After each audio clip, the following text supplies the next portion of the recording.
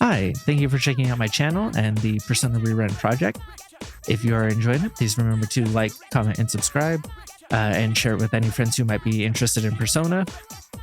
I am also live on Twitch at twitch.tv/MacTheVoid, as well as have a coffee.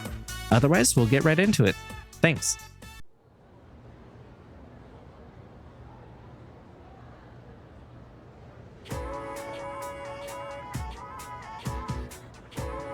I can hear people talking. And then... There's some people saying that apathy syndrome is nothing to worry about. Yeah, exactly. I hear the same thing. They're saying it puts people at ease, right? Think it's some kind of new religion? I think I get what they mean, though. What? No way, are you seriously falling for that? It's all a scam.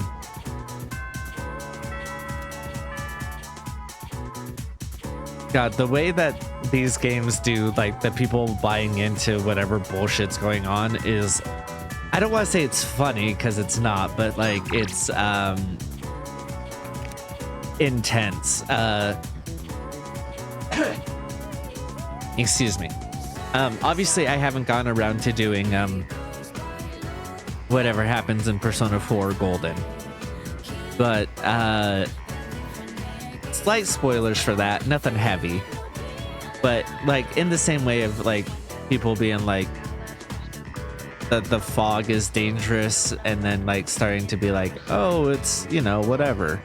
And, like, in Persona 5, where it's like, oh, Shido, and then, like, yeah, who even cares about the Phantom Thieves, right? Like, that attitude.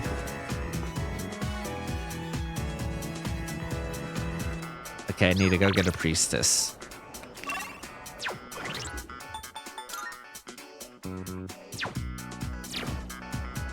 Oh wait, let's go to see if he'll give me that helmet yet. Oh, Mitsuru's also available.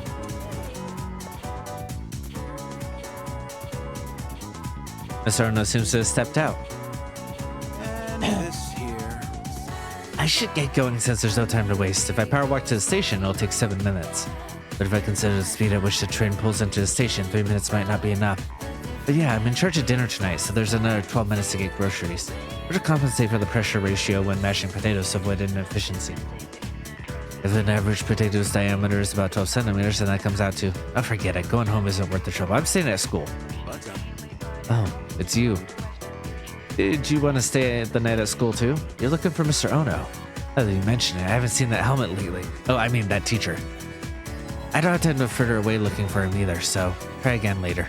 By the way, No, that helm of his is a real nice piece. I'd never say that to Mr. Ono's face because I'd never hear the end of it, but it's fine craftsmanship.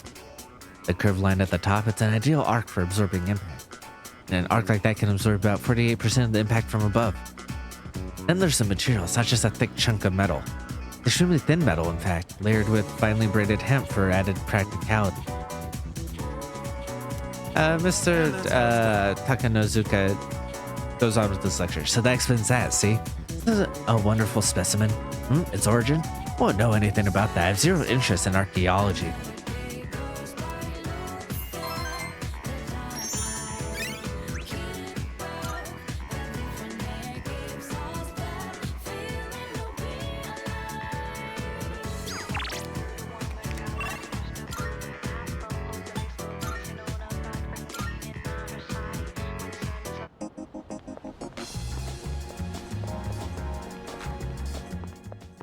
Marvelous.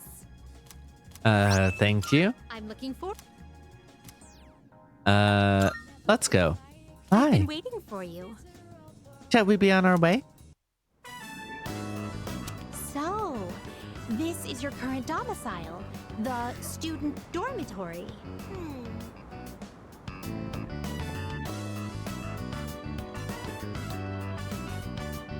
So this is your room.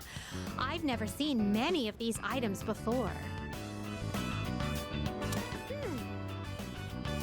If I might be permitted to ask, when I made the request to visit your room, did it make you a little suspicious?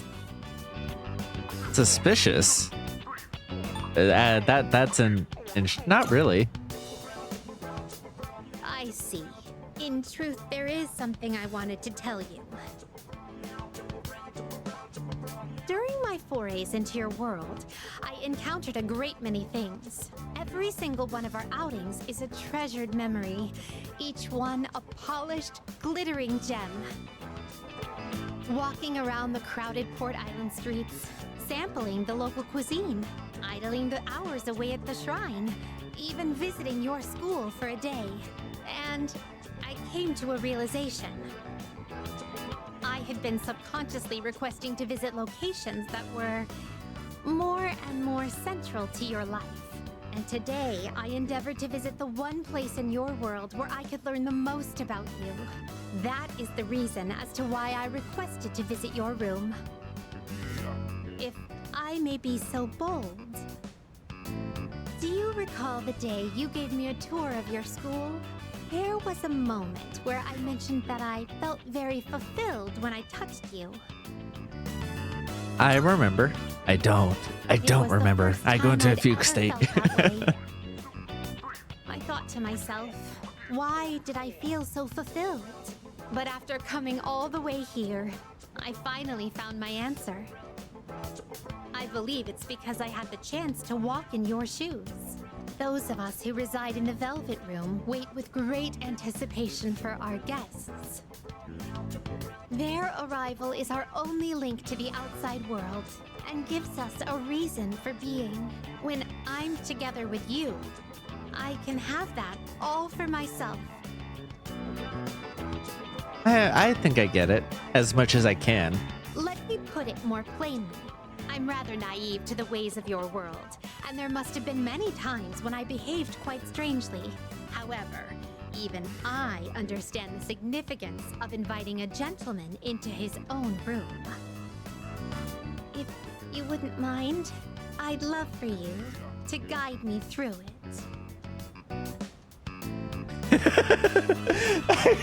Wow.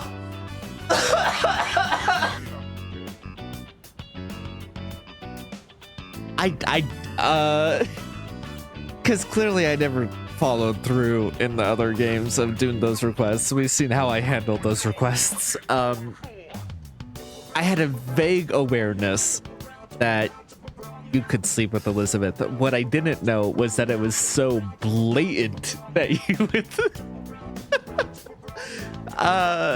even I know what it means to invite a gentleman to his own room. I'd love for you to guide me through it. Like you can't get more forward than that. And, you know, this version of me is single, and, you know, I do like Elizabeth. So, you know, I am going to accept. But, yeah, like... I just didn't expect it to be so blatant. God, like... all of the, like, romances in P3 were, like, way more obvious of, like, we're definitely fucking compared to, like, some of the implied stuff in like 5 and 4. There's a couple of implied things or whatever that are more forward, but like in this one it's like, oh no, you're fucking at the end of each of these social links. So like I don't know why I didn't expect it to be this forward, but damn. Thank you. I spent some alone time with Elizabeth. Damn straight. I feel as if I've become an entirely different person compared to when I first set foot in your world. If I stay on this side any longer, I fear I will forget my duties entirely. But I understand that wouldn't be ideal for you. Oh, sweetheart. But also, like this sense of distance and where we're standing at the front step and stuff, it does give the energy of like that awkward, okay, see you later, after like, I don't know, I've never like had a one night stand, but of like, I've had, well, I kind of had, where we didn't have sex, but we did spend the night together, but didn't have sex. And the awkward, okay, bye, like slight distance there, like feels very real for like after intimacy that you know you're not going to be in a relationship with the person. Like That is why I am drawing the line. No more visits here. I shall remain on my side. Thank you very much for acting as a guide on my journey of discovery. I am truly grateful. Now then, though the sorrow may be sweet, let us part. I return to the Velvet Room with Elizabeth. Distinguished visitor. Thank you for earlier. Now then, how may I be of assistance? Are you accepting a request? Okay, so we do have more. Wonderful. Okay, good. To show my gratitude for indulging my curiosity at the end, I have something truly special for you. I think you'll be able to fuse Lucifer of the Judgment Arcana, the Lord of Hell, whom no mere human could dare reach, his power unparalleled. Looking forward to it. However, some of your caliber is plenty capable of rising to the challenge. I can only gaze from below. However, I'm willing to stay by your side, no matter what heights you Of reach. course.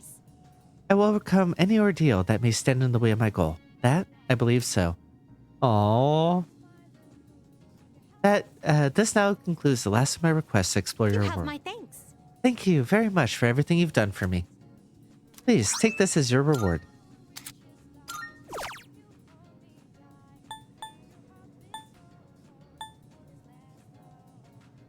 Okay, definitely need to do that. Retrieve the progress report.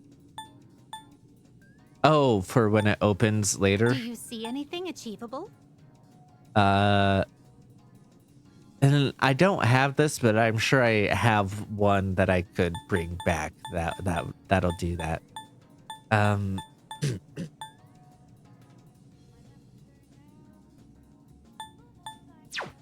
All right, I'm gonna go see if I can do the Very well, Doji then. Giri. I don't think so, but I should at least see what I need to do it, right? Thank you for coming.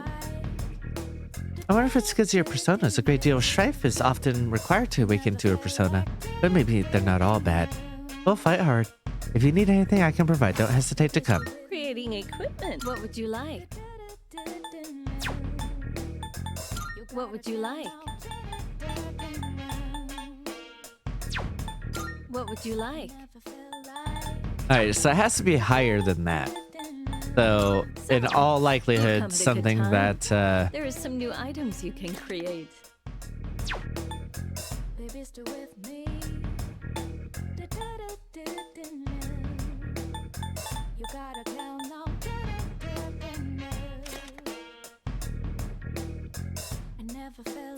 how many of those Officer can I make? Kurosawa and I go way back. Oh, I see you've decided. I think I can make 2 of these for the 2 people who have legs in our group. Here you go. Thank you. You're sure. Here, it's all yours. Is that all you need? Hope to see you soon.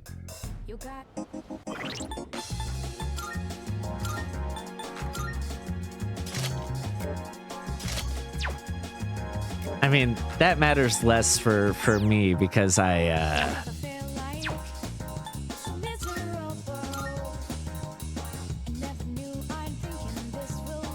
right, if I actually switch out my +3s to everything there for let's see.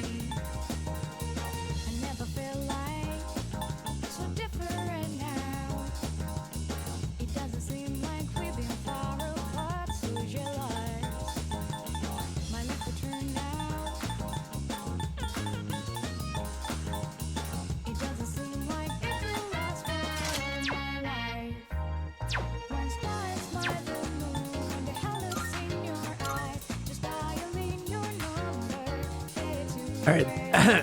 Excuse me. That's still pretty close to maxing out my agility there.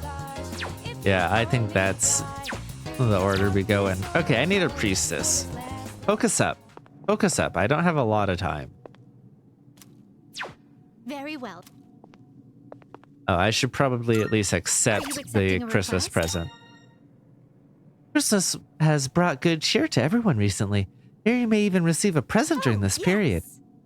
A figure called Santa supposedly flies all over the world, giving gifts to those considered nice. However, I've yet to receive mine. I believe he must have forgotten it, or worse, misplaced it. May I trouble you to pick up my present from this Santa? I will await a report of. Oh, I Very love well. that she knows she's good.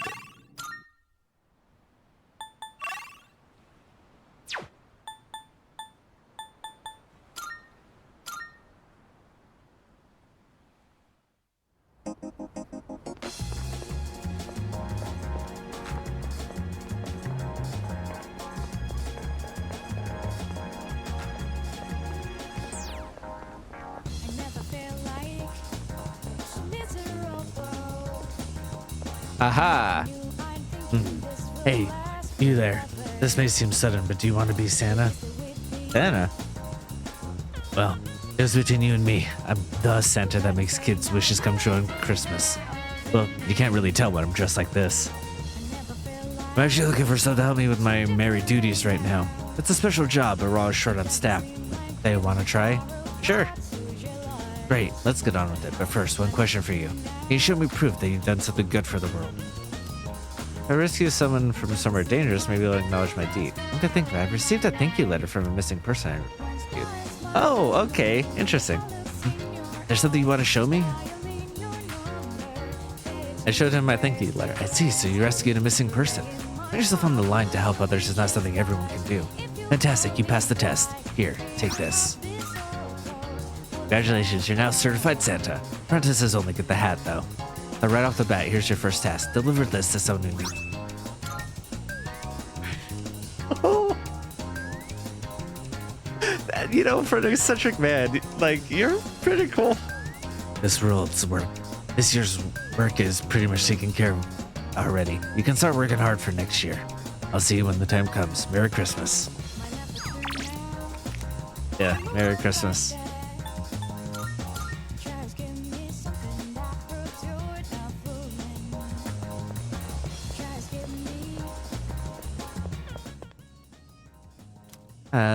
About requests. Here are my. Let's hear the results. Seems you've completed a request. Ah, so you finally brought my Christmas present. Then, without further ado, Elizabeth took out the present, but the Santa hat. Took not the present, but the Santa hat. Put it on. Oh, that's adorable with the beard. I see. One must first become Santa before partaking in Christmas. Marvelous. Suppose that experience itself is the most valuable gift of all, is it not? I brought an Is that actual gift. true? Oh, is that so? My apologies. However, I've taken quite a liking to this hat, so you may have the present. Consider it a Christmas present from the one and only Elizabeth Claus. Aw. Incense box. Okay. What's that?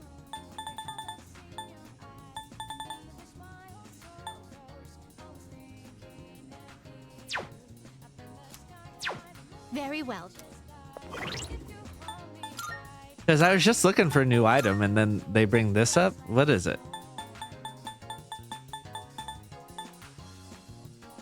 Quickly cure status elements. Ooh, okay, yeah. Let's put that on me. Because like me getting like charmed and stuff is like so fucking annoying, man. That's right, priestess. I keep forgetting.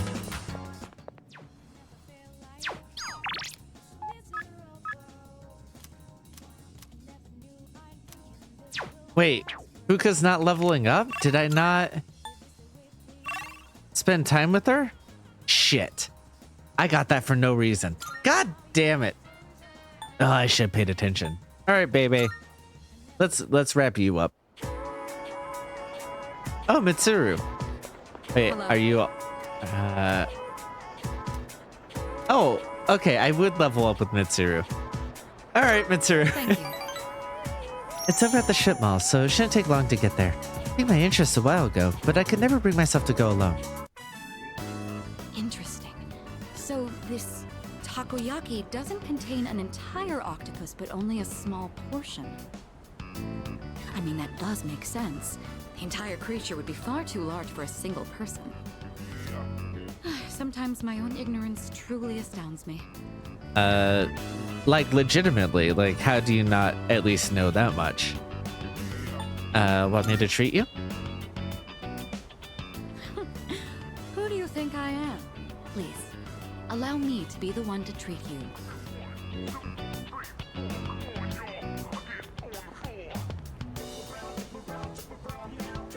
What? They don't accept credit cards.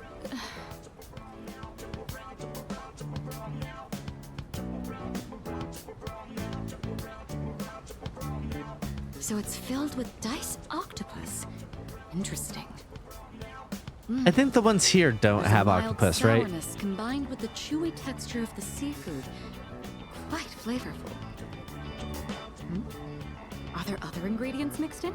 In any case, it's quite good. C'est très bon. That reminds me, Akihiko once mentioned this place. Hi, sorry. Okay, it Speaking was of French. Akihiko, I had to don't look think he's away been for acting a differently second lately. to check my Can't place phone. my finger on it, but I've known him for quite a long time. It feels like something's changed. Maybe he's just maturing. Are you sad? Why would I be sad? I'm glad to see he's finally growing up. You're reading too much into it. Nostalgic. When I look at Akihiko, I can't help but reflect upon my own life. It's the most peculiar feeling.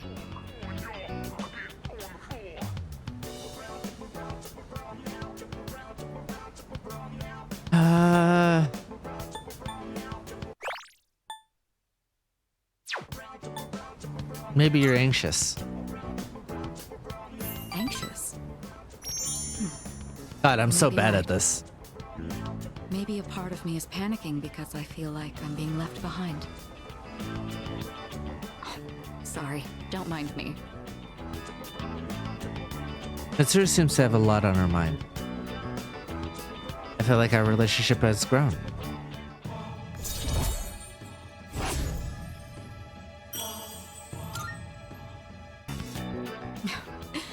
I don't even know what I'm talking about. Sorry to subject you to my thoughtless rambling. Just forget I said anything. I'm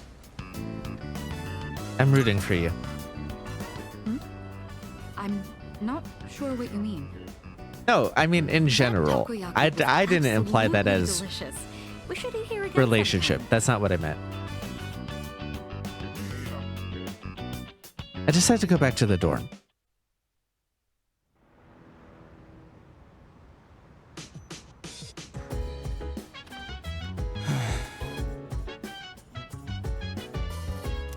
Oh, hey. But like, what if everything yesterday was all some crazy dream, you know? Sorry. Probably not though, huh? Hey, so It was also sudden, but we should go through everything we know. Do you want to go over it together?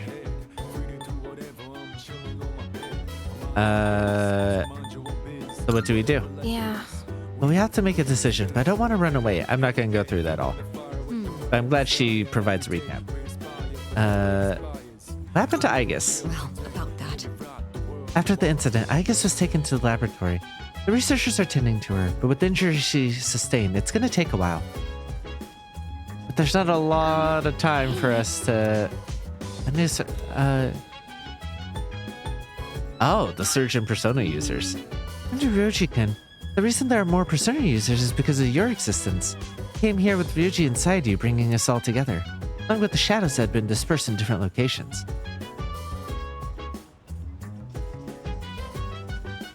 Alright, are they all gonna answer questions over here too? Stupid Ryuji. Then the world's gonna end out of nowhere. What the hell does he mean by the prizer anyways? And to stay calm. If we panic, we won't be able to make the right choice. First, we need to go over all the information we have. Listen. Yep. Cool. Burden desire. Okay, so I did bad with Mitsuru, but I did real bad with Fuka, apparently.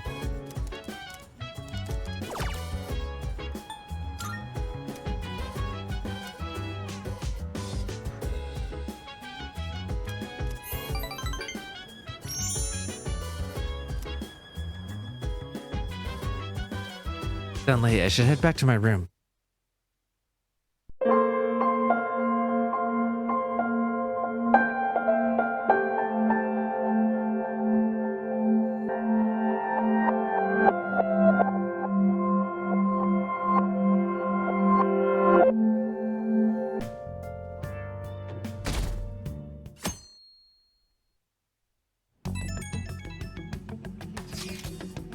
Maybe it's Sunday, but that time of relaxation is ruined by all the noise outside.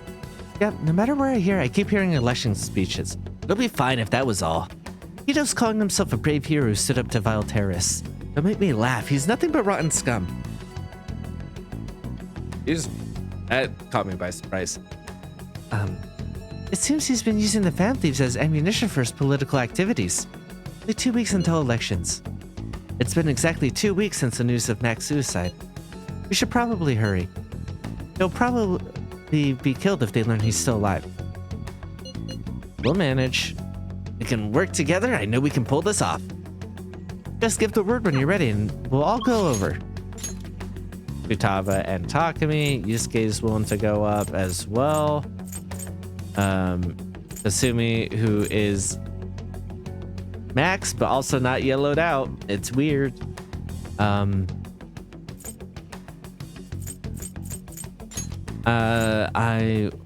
I'm more focused on getting Futaba, if I'm being honest. Yep. Welcome back. Yeah, what do you want to do today? Let's hang out. What? Yep. Really? I guess I can't complain too much since you're gonna be hanging with me. Yep. So let's hang out. Being okay without you around, but before that, there's something I want to show you. Come to my room. Oh, so we already did the school one? Okay. I was curious about the what would happen if you tried to do the school one while you were on double secret probation. This is one of the promise lists I made with my mom. See, everything on here is marked off as being done. That's kind of wrong. There's one promise I'd lied about doing. One promise I never actually finished. It was get along with Kana-chan. This all started back when I was in elementary school. I used to get bullied pretty hard for how weird I was. Other kids would accuse me of cheating because I'd get perfect scores on my tests. Then, one day I turned in a test with nothing written down instead. With nothing written down instead, but my school...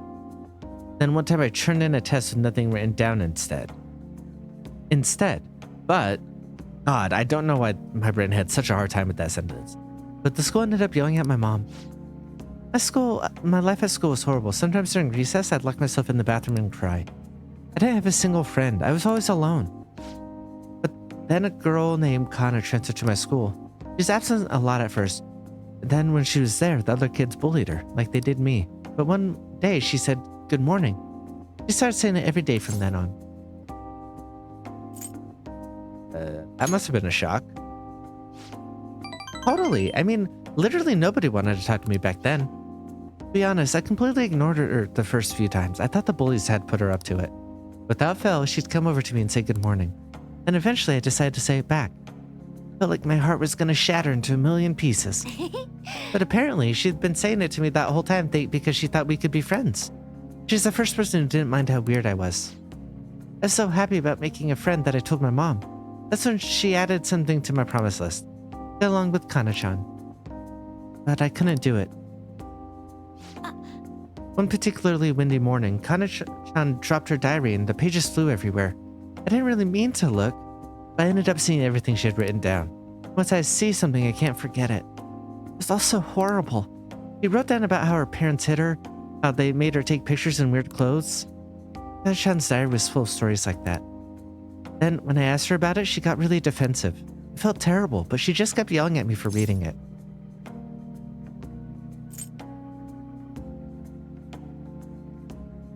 I don't remember how these responses go. Did you apologize to her? No. No, I just froze up. Then I ran. I ran and ran. I wanted her to stop yelling. I wanted to go back to how things were before. Kana-chan ended up moving away pretty soon after that. I haven't talked to her since. So, I lied to my mom. Even after Kana-chan left, I would tell her that we were best friends. Every month she'd write that promise on my list. And every month, I'd lie about it.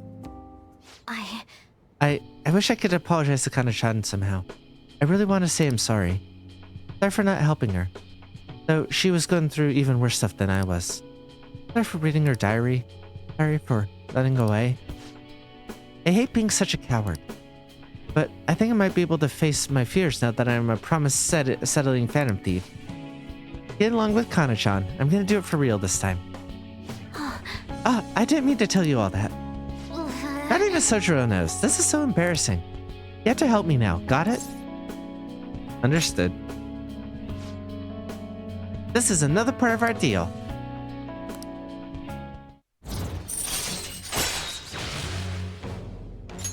All right. Well, I'm gonna get on that right now. Time to go look up Kana-chan's deets. Oh, and sorry I wasn't too hospitable today. That'll have to wait till next time. Okay. Now make like a cheetah and dash out of my room.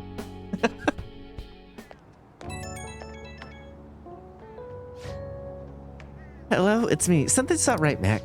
When I try looking into Kana-chan's contact info, my fingers start trembling.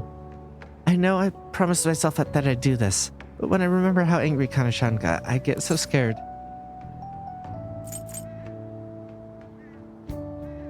I'm right here with you. You're right. I can't talk about it to Sojiro, but now I have you on my side. I don't want to run away anymore. I won't give up on Kana-chan. Thanks, Mac. Talking to you about this has helped calm me down. I'm gonna do a little more research on Kana-chan. Oh, and please don't tell anybody else about what we discussed today, not even Sojiro, okay? Bye.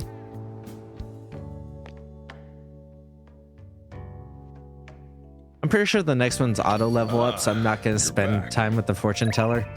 I may spend time with the fortune teller, I guess I should say, but not gonna spend money with the fortune teller. What do you want to do? Yep. Make sure you're close. Hi. Alright, UI won't level up until I go into Mementos, which I should probably do soon. Chihaya. I'm waiting for both Futaba's and potentially Chihaya's, because I think Chihaya's gonna hit a thing that'll need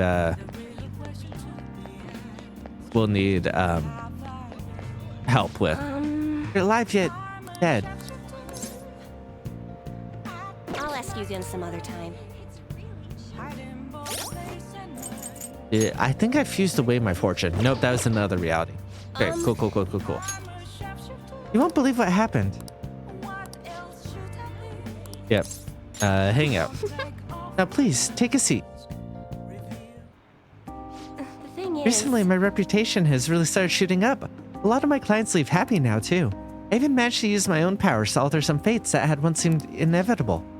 I suppose all you really need to change fate is a strong will like what you have. I wish I could do more, though. Are you on break right now, Mifune-kun? Oh, Pompous. Fukurai. Okay, Fukurai-san. So you are the apprentice I've heard so much about. I've been wondering, why are you so interested in Mifune-kun?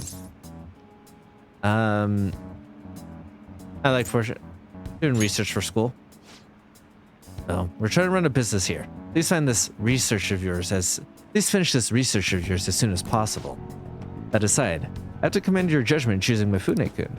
Her fortunes are like a light, guiding lost lambs through the unending darkness ahead. oh, By the way, Void-san, this man here is Fukurai-san. He's, the chairman of the ADP. Oh, right, you don't know about the ADP yet. It stands for Assembly of the Divine Power. Our goal is to relieve the hearts and minds of today's weary souls via healing events and seminars. We also sell holy stones, the well from which our divine power springs. They're a large part of our business. Fukurai-san, it reminds me, Yakoda-kun was telling me you've been acting a little strange recently. More importantly, it seems that you've started falling behind on your holy stone sales quotas. Is everything okay? Yes, I'll cover the decrease in revenue with my fortune-telling fees. Fukurai-san, I'm not sure how effective these holy stones really are. Excuse me? Well, Do you remember who showed you the way when you arrived here from the countryside, lost and confused?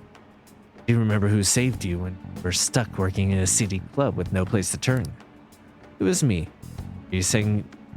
Wait, so she's supposed to be the same fortune teller as in P3 Reload, stuck in a club, in a shady club?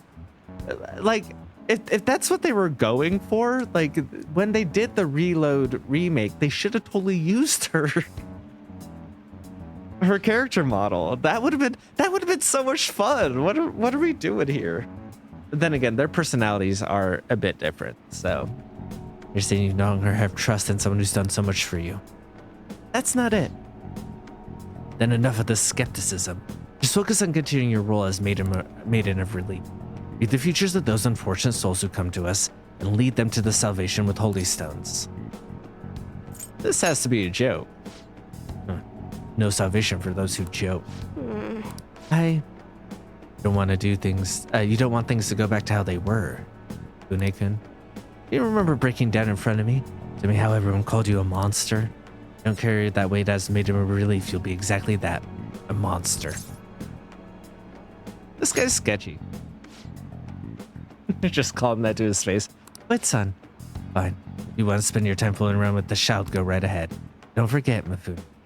ADP is the only place you'll ever belong. I've never actually worked at a nightclub. I did get tricked into walking into one, though. Okay, so not the same one. Okay.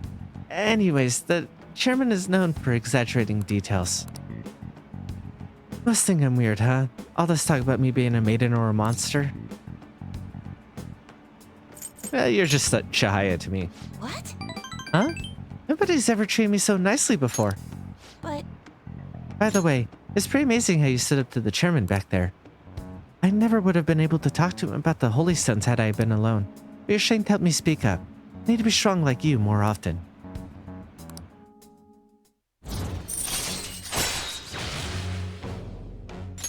All right.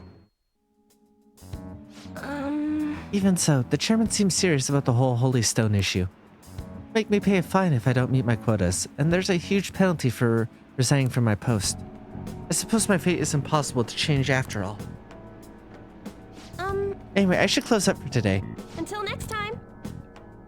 Really? That's not the time where we're like, hey, we'll help you out with this? It's next time? I'm sorry about today. I already know what I must do in order to change my fate. But whenever I face the chairman, I just can't find the courage to say what I need to.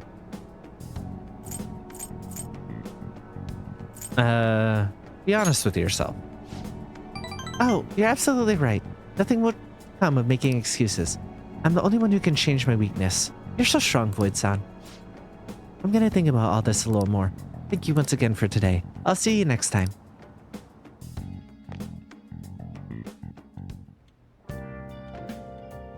Hi.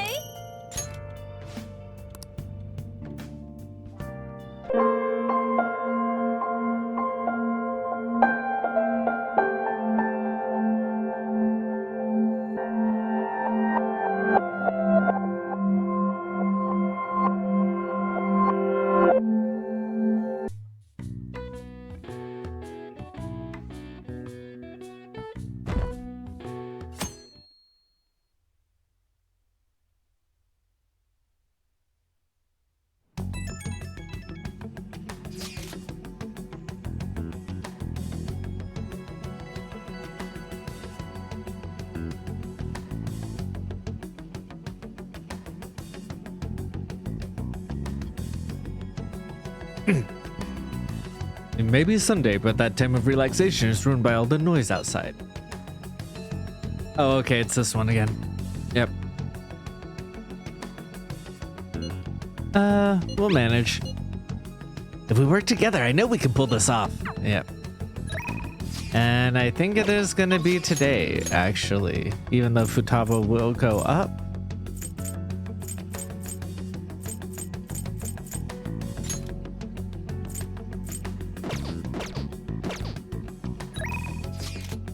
So I'll probably go in tomorrow.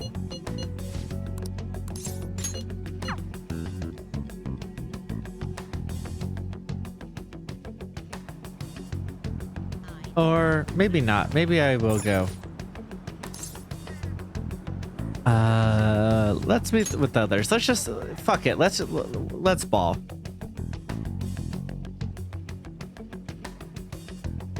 Everyone's here. All right. Infiltrate All right, palace. let's go.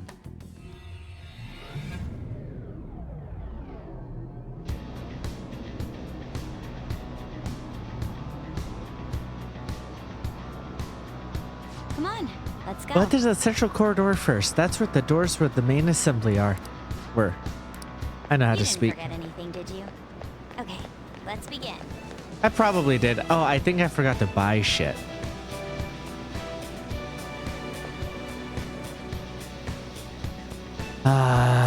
Okay. Cut here.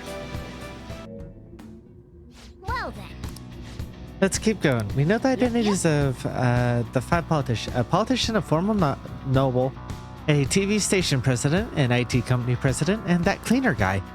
According to the map, there should be a restaurant up ahead. Indeed. Yes, that is where the politician should be, yes. Then let us go check it out. See it. Up ahead, which direction necessarily? Could have swore it was on the second floor. I have something. I feel like I remember this palace more than I remember most, which is already saying something.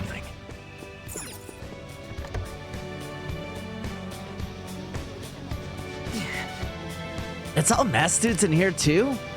We might be able to gain intel from talking to them. Just like ask any suspicious questions, okay? Show me your true form. I can feel it. Why, this ship is such a comfortable ride. I must say, I am absolutely impressed. It's no wonder that the stability is superb. This is Congressman Shido's vessel, after all. Quite true. I may have undergone hardship in my youth, but now the life of leisure is finally mine. Okay, not helpful. I have something.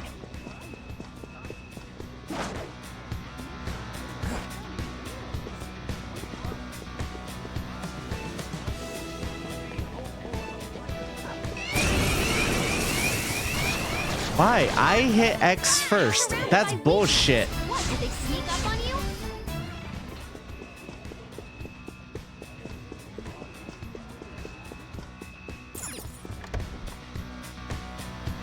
Focus. How was that fair? I won't let you.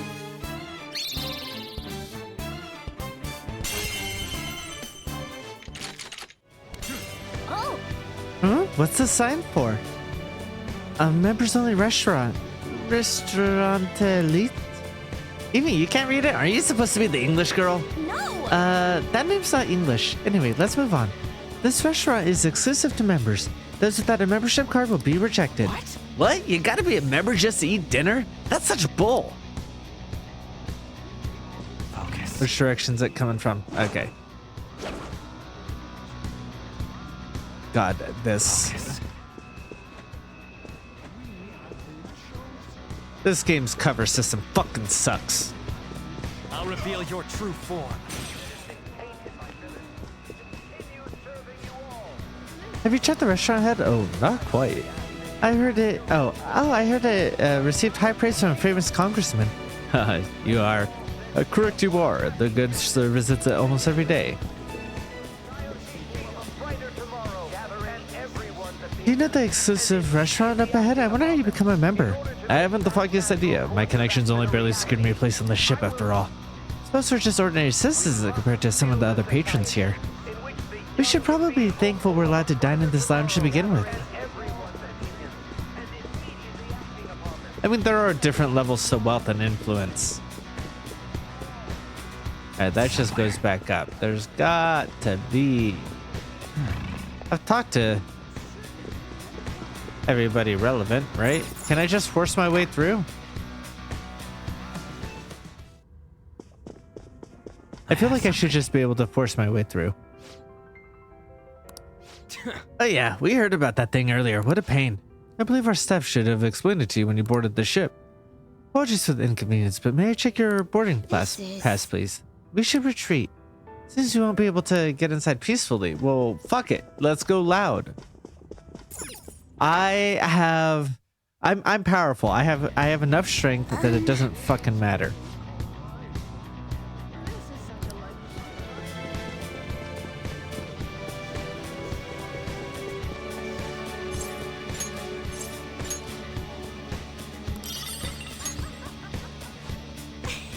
That was actually pretty easy. Should it have been that simple? Who cares? It's all thanks to that Dick Shido thinking everyone around him is incompetent. He doesn't believe in anyone. That must be why there are so many membership cards around. Well, it's not bad that it went by quick. Let's head to the restaurant and grab a letter of introduction. It certainly did not go by quick, speaking as the person who played through it.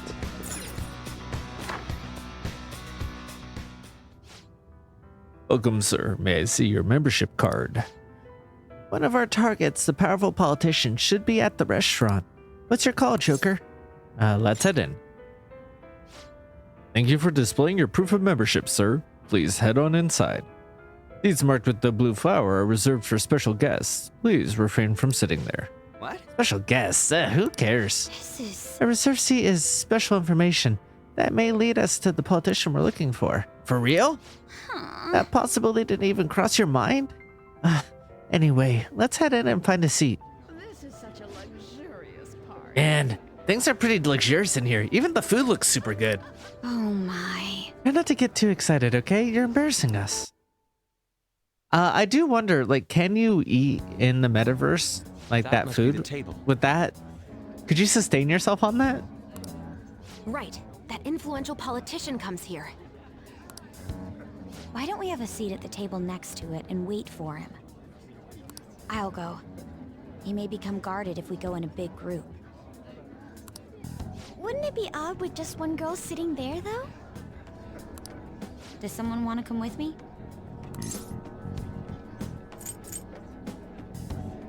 I'll go.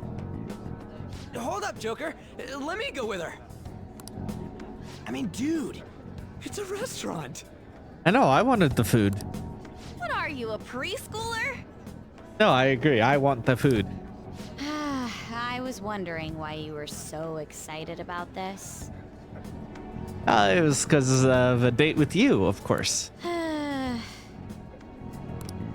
Why isn't anyone asking me to do this? All right, we're going in. Everyone else stay nearby. I'll give the signal when the time is right. Man, what should I eat? You can't get full off of food in a palace. He's as dumb as ever. You can't? Okay. I mean, I just asked that question too, so I don't see why you wouldn't. I can't read this. French.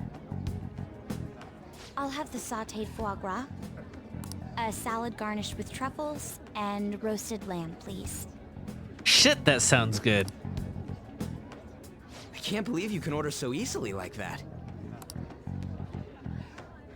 Say, ain't we kinda young compared to the others here? They're all involved with Shido, yeah? They seem to be major figures in the political and financial worlds. On whose permission are you sitting there, brats? Whose? I don't see any reserved signs or nothing here. It'd be a nuisance if you'd make a racket next to my table. I wish to dine leisurely. Children like you who are simply hungry should leave. What was that? Skull, be quiet. Yeah, like, you guys don't think this through with his personality type. Sorry. I apologize for our discourtesy. If you understand, then go home. Excuse me, but might you be Mr. Oe? Indeed I am. This will be an impudent request, but would you provide us a letter of introduction to Mr. Shido?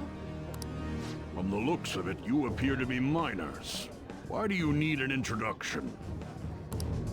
We wish to be granted an audience with him. His political ideology resonates so much with us. Of course, the same can be said about you, Mr. Oe. You have quite the silver tongue for one so young. Not that I mind it. Are you a high school student? Yes, sir. Speaking of high schools, I've heard that some principal somewhere kicked the bucket. He supposedly tried to leak Mr. Shido's name. Had he simply obeyed, he could have remained in the upper echelons. To think he would cast all that away. This feels weird to have revealed in this way. An elite I such think, as myself personally. can't even fathom why someone would do such a thing. If you pledge your loyalty, you're given the honor of selecting those who would have mental shutdowns. Did you ask Mr. Shido to trigger a mental shutdown in someone as well? More or less. Considering your caliber, I would assume that the target must have been someone quite important. Important? No. The target himself was nothing that impressive. Oh, you must be being modest. You recall the subway accident early last spring? The one I had targeted was that engineer. That was you? It was to take out the president of some company and a diplomat who sided with current government. I see. That was very useful, Mr. Oe. Actually, my sister is a prosecutor at the public prosecutor's office. I could pass on what you just said to her. How about it? Won't you give us a letter of introduction? Is that a threat? Who are you two? The letter. Yeah, of how did you think that would go introduction, down? Like, I wish either the conversation would work or it would just let us get into a fight. All these cutscenes that reveal, like, oh, here's what's going on. Like, we already know. We already know. It was like the game already told us. We don't need them saying, especially since it's not like we don't even get the feeling of revenge against the person or being like, oh, they're comeuppance or whatever, because it's like a fake version of them. This stuff sucks. Don't get cocky, brats. I'll never give you one. Looks like you have one, though. Well, guess it's time to use brute force. Guys!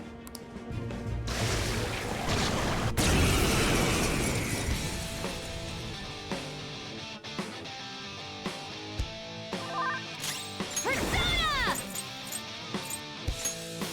Prepare yourself! Persona! Go down!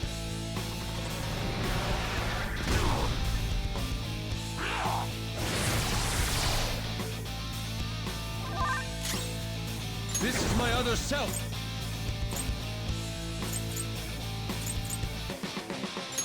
Die! Let's do this! Eat this! Persona! Out of our way! Here come the bugs!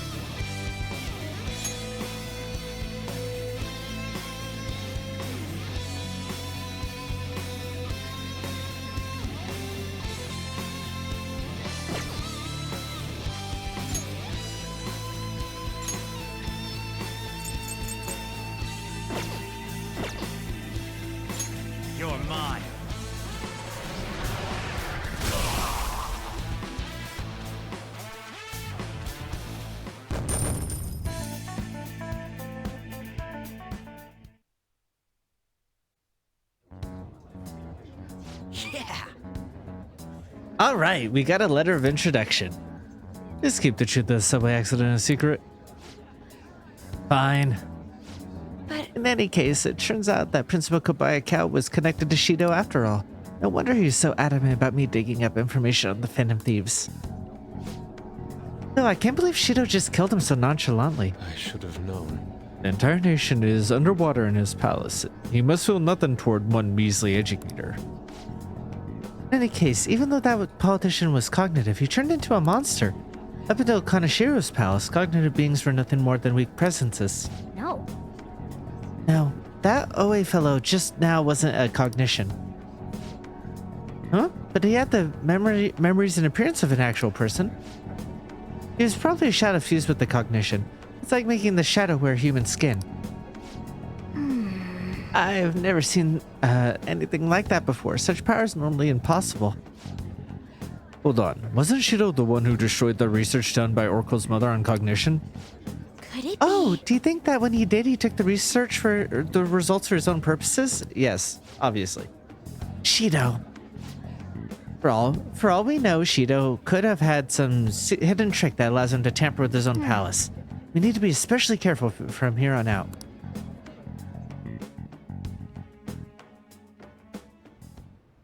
Yes, of course. I will continue accepting them, even after I am inaugurated as Prime Minister. As expected from you, Mr. Shido. You are truly a reliable man.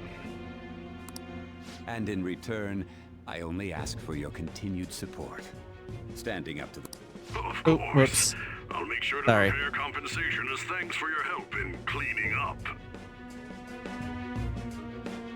The incident with that accident in spring was very beneficial.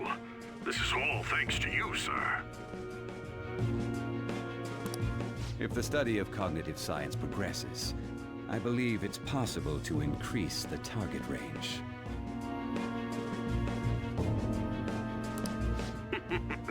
I bid you good luck with that endeavor. I hope you will continue to assist us.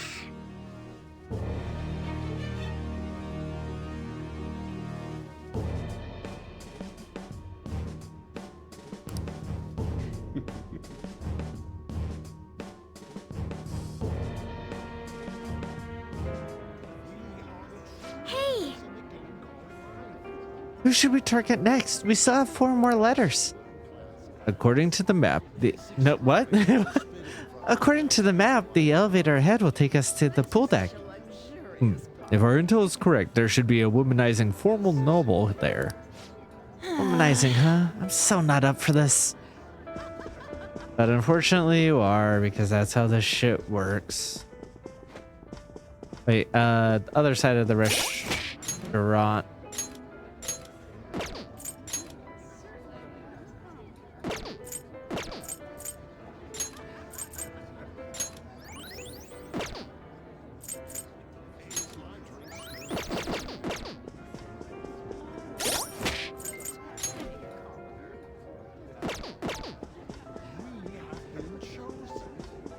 Hi, what was your thing? Okay, so yeah.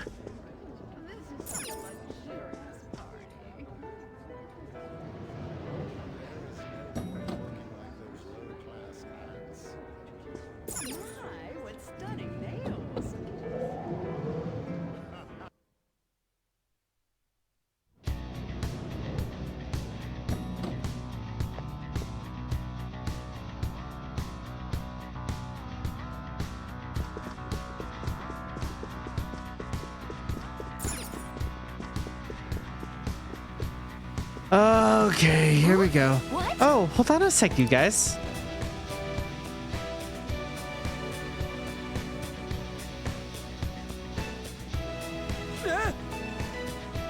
What the shit? We're mice. This is preposterous. Or something like that. Go to hell, Inari. Can you just come back here?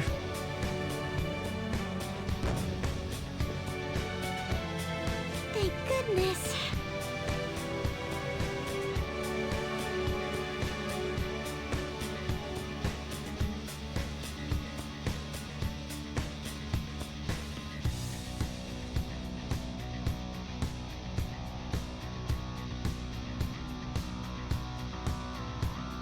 Thank goodness, we're human again. Looks like we turn back when we leave the affected range. It's not really a big deal. Wait! Well, certainly is a big deal. Explain what happened to us. People like Shido who view as intruders turn into mice near those Shido statues. What? So we're nothing but rodents to them, huh? That's irritating. I agree, but we need to be extra careful when we're in mouse form. We won't be able to open doors, and enemy we try to fight in that state will beat us to a pulp. So all we can do is hide? I guess we have to change to a completely defensive strategy. Hope we can find a secret passage to get through here. It's somewhere.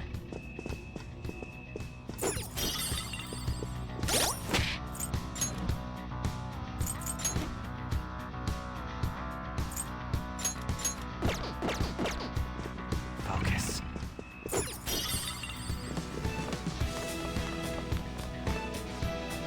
Whoa, this pool's gigantic. It's hard to believe this is even on a ship.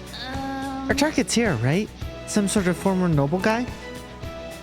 Yeah, let's find him and get a hold of his letter of introduction.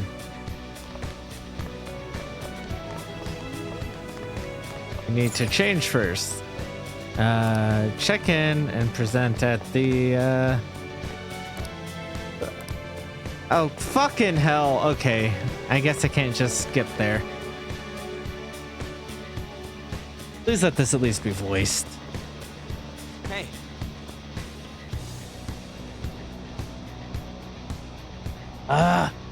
Hey dude, you got a sec? Nice day today, huh? Actually, maybe not. I won't go swimming in the pool, yeah. It's your turn, Panther. What? Hello there. We would really like to speak with you. It won't take much of your time, will you listen? Please, sir. Sorry, but please leave me be. I don't have time for you rowdy children. hey! Hey, you little. No, we apologize for our lack of manners. Come on, school, we should leave. The hell's up with that guy? Did he really have to be acting all high and mighty like that? Be fair, you walked up to him and said, "Hey, dude, you need to approach with more tact." Starting the conversation with a quarrel won't get us anywhere. Our approach doesn't matter if he won't listen to us. What are we supposed to do? Let's speak to the people around here. Perhaps we'll learn more about this man's temperament. At the very least, we might get some kind of hint. I guess that's better than nothing. Well, asking for info it is.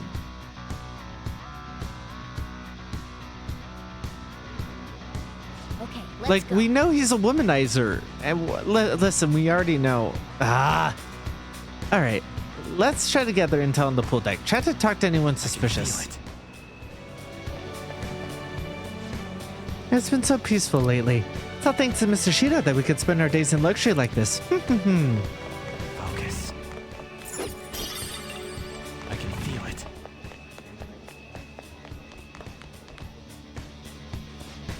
Isn't this swimsuit marvelous? It's part of a new line of one of the premier fashion designers. The bar here actually rents out swimsuits like these. I got the perfect plan. Man, That laugh was scary. Forget about that. Onward to the bar, you guys. I can see it. Alright, there's no hiding over there, but this way's cleared out, so we'll go around this way.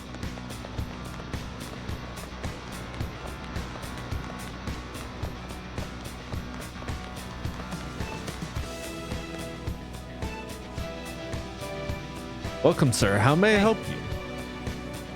Hey, you guys rent out swimsuits, yeah? Give us some ASAP. Oh, but of course. Just show me your boarding pass and we will have you sorted out right away. Wait. You moron. Come on, school. Let's get out of here. You too, Joker. There's this school. What were you thinking? Did you get the sudden urge to go for a swim? Nah.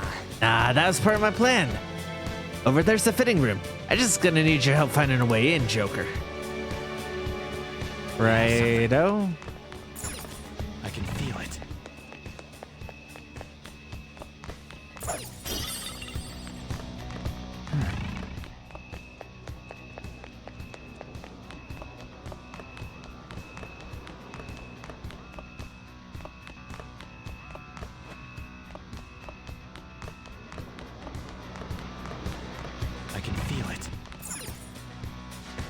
Ah, nice. It's some kind of vent. But we could get in from here. You're seriously going into a fitting room? Going for the fitting room? Come on, this feels like a criminal offense. But we're phantom thieves. Come on, just go with it. I got a plan. Hey, Joker, you want to bust in here? Yes, that meant goodbye.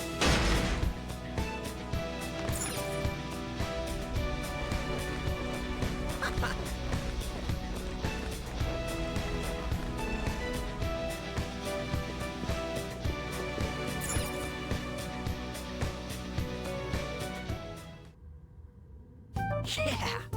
You did it, Joker. They do seem to be inside that door we saw earlier, but why? And more importantly, isn't this a fitting room? Just trust me. Wait here and I'll be right back. What's he up to? I have a really bad feeling about this. It's perfect. This'll totally work. Well, you have quite a scary look on your face. Actually, it's creepy. Don't worry about that. Come on, let's head back to where that former noble dude is.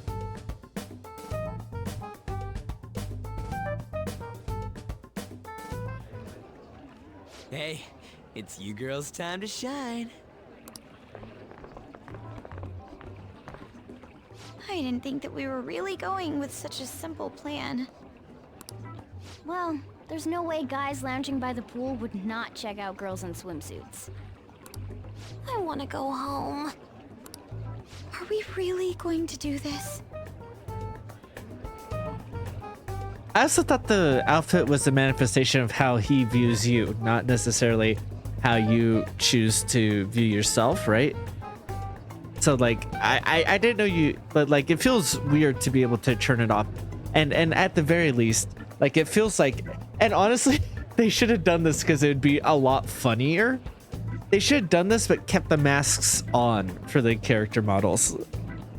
I mean, partially because everyone else on the ship has masks, like a masquerade. So it still suits the theme, but it'd also be like 10 times funnier, right? Like where instead of it just being like, oh, look, we have to sexualize these girls for, you know, whatever. And I know that they kind of take charge of the moment and will be in the lead about it or whatever. But like, I feel like it'd be funnier and make it more like actually part of the mission if they had the masks on. Plus, it feels like it wouldn't contradict lore of them being in the outfit, right? Like, I know that the outfit is a manifestation of their rebellious spirit, but it's not like they turn off their rebellious spirit, right? And like, so as long as Shido views them as an enemy, they would show up in the outfit, right? So with all of that in mind, like it would feel like a fun compromise that would actually make for like a funny joke while being thematically relevant if they still had the masks. But instead it feels like, oh look, it's an excuse to put the girls in a bathing suit. Which, to be fair, it is, but like, you know, you could have the excuse to put the girls in the bathing suit and also do more with it, right? Ryuji will love it. No, it's for our plan. Will you stop saying stuff like that with a straight... If you guys don't hurry, he's gonna go off somewhere.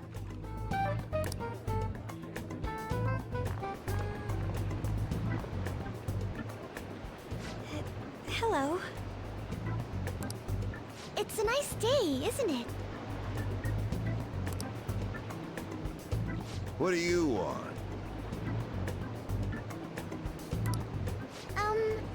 Would you grant us a letter of introduction to Mr. Shido? A letter of introduction, you say?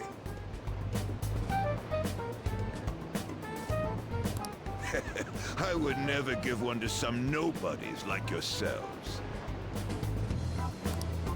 A nobody? I've made my decision to only introduce those with a prestigious lineage. No matter how beautiful you girls may look on the outside, your ancestry cannot be changed. Yes. That may be true, but... well... we're...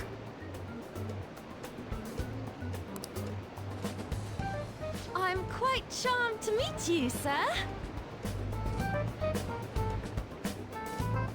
My name is Anne Windsor. On Windsor? My father is the descendant of British royalty. I beg your pardon. Oop, wrong button. Seriously? I have no comments on These this. I'm girls letting are it the play out daughters of my because, retainers. like, even putting them in the outfits didn't like really work, right? And like, I know how this all goes, and I've had thoughts about all of this before. Okay, so like, spoiler alerts, but like, it's not really like, of course, right? Like, of course he's about to turn into a boss, and they're about to spoil it, and like, you know, we're gonna fight him. And like, I think it's frustrating that they keep doing these things, and like, you know, potentially you could have these moments as like ways for them to be like, look at these characters who are having their moments of brilliance, and like coming like everyone getting a chance to shine. Like, as much as we joke with like Ryuji putting them in swimsuits or whatever, right? Like if that actually worked, and then they were in swimsuits where he stops them, and then like maybe tries to hold too much power over them until like Anne plays her Windsor part, where she gets into the acting, which is like, you know, her, what she's trying to get into, and like, you know, shows her character growth or whatever, of like improvising in the moment, and being an actress and everything, right? If that all worked, then it would be like, oh, look at Ryuji being able to do this thing, and look at Anne being able to do this thing. And earlier, Makoto, like, that blackmail should have just worked. I know that, like, you have to, in order for this to be a level, in order for it to be like a game, you have to have these mini bosses, or like these checkpoints, right? Especially since a lot of people don't consider like the time management part of the game, the gameplay, right? When people talk about these games, they're always like, there's the gameplay and then there's the life sim, and it's like, no, the life sim is part of the gameplay, but that's besides the point. Different conversation. So because of that, you have to have these boss fights, you have to have these skill checks, right? And so like, if you're looking at it from like a level design thing, you're like, oh hey, this makes sense as places to put these skill checks in as these boss fights, right? But it makes less, I don't want to say it makes less thematic sense, but like, it makes this all a waste of time. This entire cutscene is a fucking waste of time because A, it doesn't work. So it's not showing that these characters are succeeding at what they're doing as Phantom Thieves. Eventually they just brute force their way through, which fucking sucks, right? And then like, in addition to that, it's like while they're getting these moments to shine, in quotations, that ultimately fail, but like, it's in exchange for these gameplay sections where, or like of these boss fights, that like, just give us those boss fights instead. Like what could make this work is Ryuji needing to, or being like, hey, put on these swimsuits, right? And then being like, okay, we're gonna go put on these swimsuits. And when you go to try to get the swimsuits and steal them, you have a boss fight there to steal the swimsuits in the first place. So that way Ryuji has a good idea. And then you go and you change into the swimsuits. So it shows that like, and he kind of, it draws his attention initially.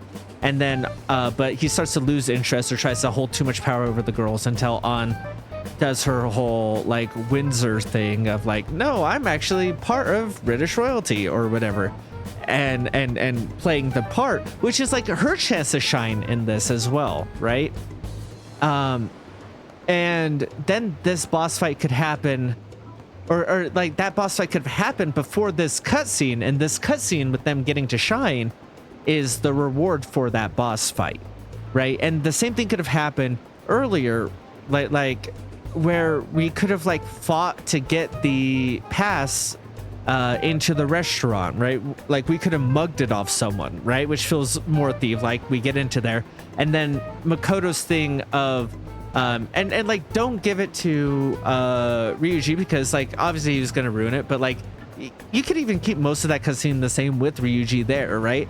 But have Makoto be able to defuse it and then blackmail him and have that work, instead of putting a boss fight there which makes her fail, which makes her stupid, which makes her whole point like what's the point of her then? What was the point of that scene if it was just gonna fail and we were gonna have a boss fight anyways?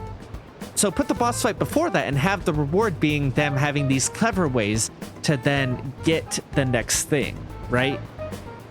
Like it's just so fucking frustrating, because like these palaces take so goddamn long. It takes so fucking long. I like even if I'm like I'm an hour and a half into this one and I'm over leveled and just murking these guys without fighting enemies, right? And now part of that I did have to get up. I had to take some calls and was distracted, admittedly. But like they're so long because they put in these cutscenes and put in so much fucking dialogue that doesn't go anywhere. It's ridiculous.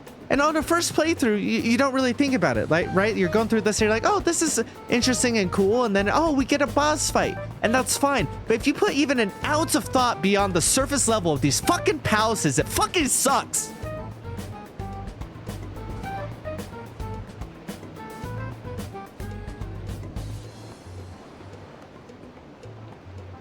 Like this is the opportunity to have these characters shine, to have them do something more with what they're given, right? Like so much of the game boils down to of like, not, I shouldn't say so much of the game, but so much of the Phantom Thieves aspect of the game boils down to us beating the shit out of enemies, right? Like it's so rarely us actually like thieving our way through a thing, right? And it, like that's fine, because that's what Persona 3 and 4 did. But like if you're gonna make that the core conceit of your game, if you're gonna make that the thematically relevant thing of your game, then give the characters a chance to do that and then not fuck it up. They fuck it up every time as characters. So then what are we supposed to take away from that? That they're just strong enough that they could cover up their fuck ups from earlier? They have once quote unquote smart moment, and it's so contrived that they had to add in stuff into Royal to explain it away better. Like, what are we doing? Like, I just,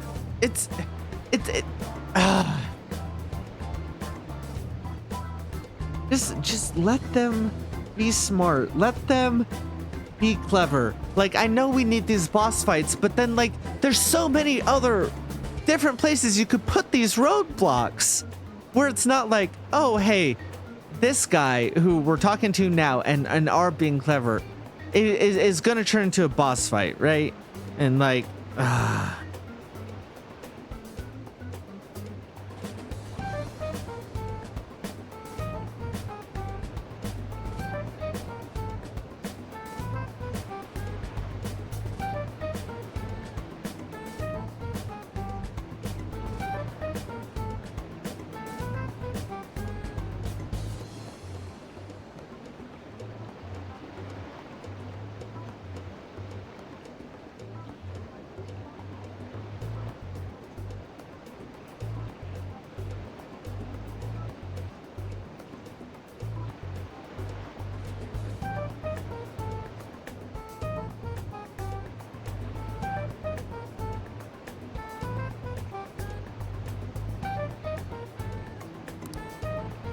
Oh yes, Lady On treats us quite well. Ah, are you half British, Anjan? I am.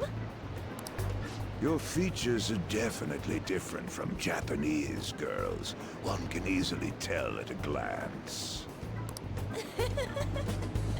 People tend to have such misconceptions, but that isn't true. My hobbies include tea ceremonies. Then again, my father forced me to learn that art. I see. I sense a noble aura that is different from your servants. Servants? Lineage is absolute, no matter how much effort a commoner exerts. It is a gap that cannot be filled. You're absolutely correct. I do feel a little sorry for these girls. For real?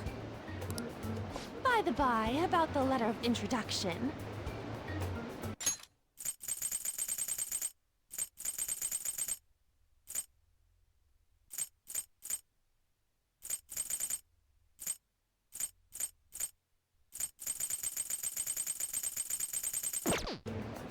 If you'd be so generous to grant me one, I'll consider introducing you to my father. Oh, then consider it my way of sending my regards to him. Thank you kindly. But goodness, do you look great in that swimsuit. And such an amazing body as well. You look like you could be a model. Oh, no. Did you make sure to put on sunscreen? See, like, okay, I listen, I know we all thought I was done with ranting, but like, that's also a trope I generally dislike, is like every evil person also has to be like a sexual predator, right? And like they talked about him as a womanizer before or whatever, and like so it's already set up this way. But like it would have been like, you don't have to have this part be cut in and then have this be, because like it may, like if he's gonna try this on anyone, it would be one of the servants, not this woman he's trying to get in good with the family as a noble to noble, right? But like this is the attitude you have of someone who you think is beneath you, but like he's offered a letter of introduction and now is like, and you know, please introduce me to your father or whatever, right? So like it doesn't even make sense for him to act this way towards An. Like if you're going to have this, if you're going to do this, it would make sense to like try to take one of her quote unquote servant girls away, right? Like this is just an excuse to get us into a boss fight, and it's ridiculous because like, As members of prestigious family lines, why don't we get on more intimate terms? Like stuff like that may happen, but wouldn't it happen to the daughter of a noble, like that you're trying to get in good with before you've even been introduced, right? Like the fucking. Excuse me? Come now, you peasant servants should take off. You're making her embarrassed. Would you kindly stop this? Want to try on some other swimsuits in my room? Don't touch me, you perv! No.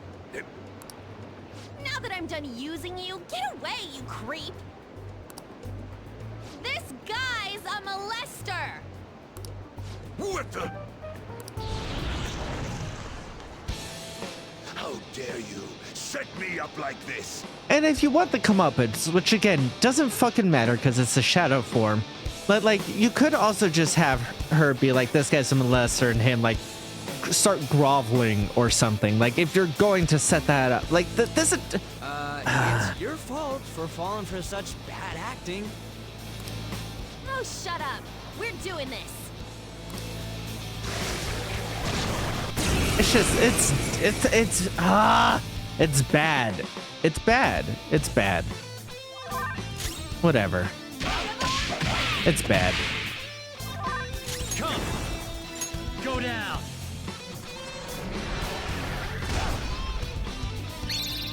Can I beat that loser? On your knees. Amazing, Panther! Do it. They're done for! Let's do this! Take this!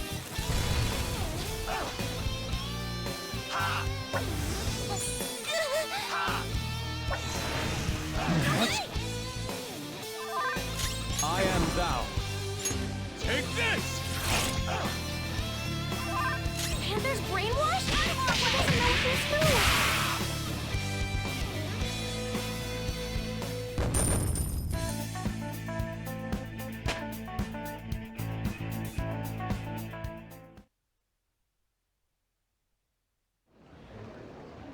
Yes! Okay, we got the letter of introduction. Only 3 more left. Fucking hell. Were you asking Shido for mental shutdowns too? Contrary to past methods, gaining wealth by lineage alone is quite difficult these days. That's why I begged to be allowed onto Lord Shido's ship. In return for introducing wealthy nobles to him, I requested he enact mental shutdowns for me. I see, so this system of introduction is taking place in reality as well. Lord Shido is extremely cautious about the passengers he chooses. He's screening potential associates to find wealthy people who won't betray him. That's why the passengers are wearing masks. He isn't deceived by people's outward appearances. That aside. In any case, your acting skills have developed quite strongly since our nude incident. Stop bringing that up. Just for clarification, you aren't hiding anything from me, are you? Good heavens, no. Everything is as written in the reports. I hope you remember the conditions for our arrangement. Support me as best you can. Understood? Yes, of course. After all, I am thankful for your aid, Mr. Shido.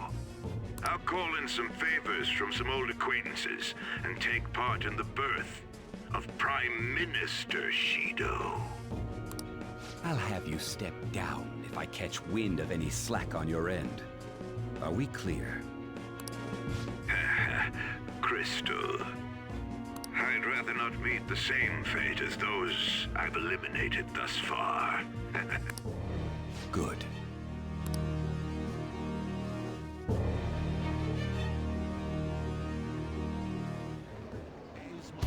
Nice. We have 2 letters left now, just the TV station and IT president, then the cleaner after them. Let's see, one of them is apparently at the slots and the other doesn't leave his room. Well, the map says that there's an entertainment hall up ahead. Maybe the slots are there. Seeing for ourselves will likely be the quickest way to find out. Let us proceed onward. Focus.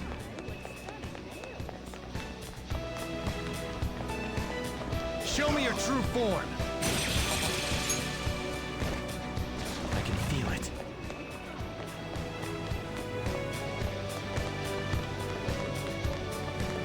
I have something. I can see it. Show me your true form.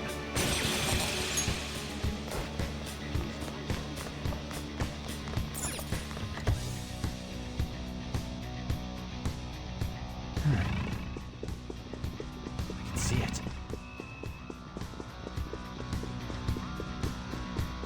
I have something. Hey, look at this! Are we turning the mice again? I guess that means there's a Shido statue here too. How troublesome. My advice would be to proceed cautiously. Oracle, my advice would be... I believe she heard you the first time. Anyway, can we focus at the task at hand?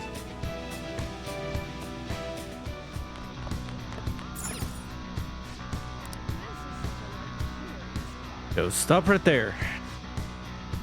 I'm talking to you guys. Come over here for a second. Huh? Wait, does he mean us? It looks super dangerous. I don't want to get involved, even if it's just some old cognitive thing. What are you punks mumbling on about? You've been making quite a mess in here. We're totally not making a mess, we swear. Who are you anyway? Huh. I'm the one asking questions around here. Now drink some salt water and reflect on what you did. I'm leaving this to you guys. You got time to waste on little punks like these. On, man. Salt water. Salt water. Does that mean... Whoa! Hang on a sec. Look out, here they come. We emerged victorious. That was the funny, damn it. They were totally trying to kill us. Maybe because we caused a scene at both the restaurant and the pool? Somebody has to clean up the mess. Wait a sec. Clean up the mess? Oh, so that's why they call him the cleaner. It's because he mops up any trouble that shows its face. That should make him pretty easy to find, though. We just gotta disturb the peace somehow. but doing so would have an adverse effect on finding the other letters of introduction. Let's save them for last and hurry to find the other two first. In that case, our next target should be the TV station president in the entertainment hall ahead. Let's go, Joker. It seems... That's supposed to be the entertainment hall, just like we expected.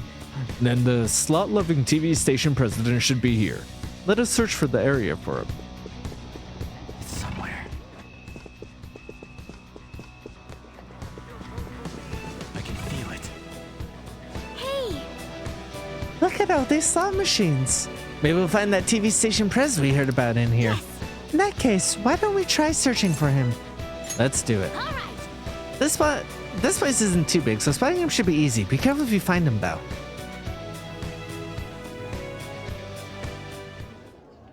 Isn't the man sitting over there one of them? He's the president of a TV station, isn't he? He gives letters of introduction to executives of companies who are willing to sponsor his programs. That's a difficult condition to meet. Want to just beat it out of him? Let me handle this. For real? But I'll allow it. You've got this, Noir. Yes, Senpai. A letter of introduction. But you're so obviously a child. I'm Haru Okumura, daughter of the president of Okumura Foods. I believe we sponsored you as well. Oh, you're her. It's true that I'm quite indebted to President Okumura. He funded us extremely well, after all.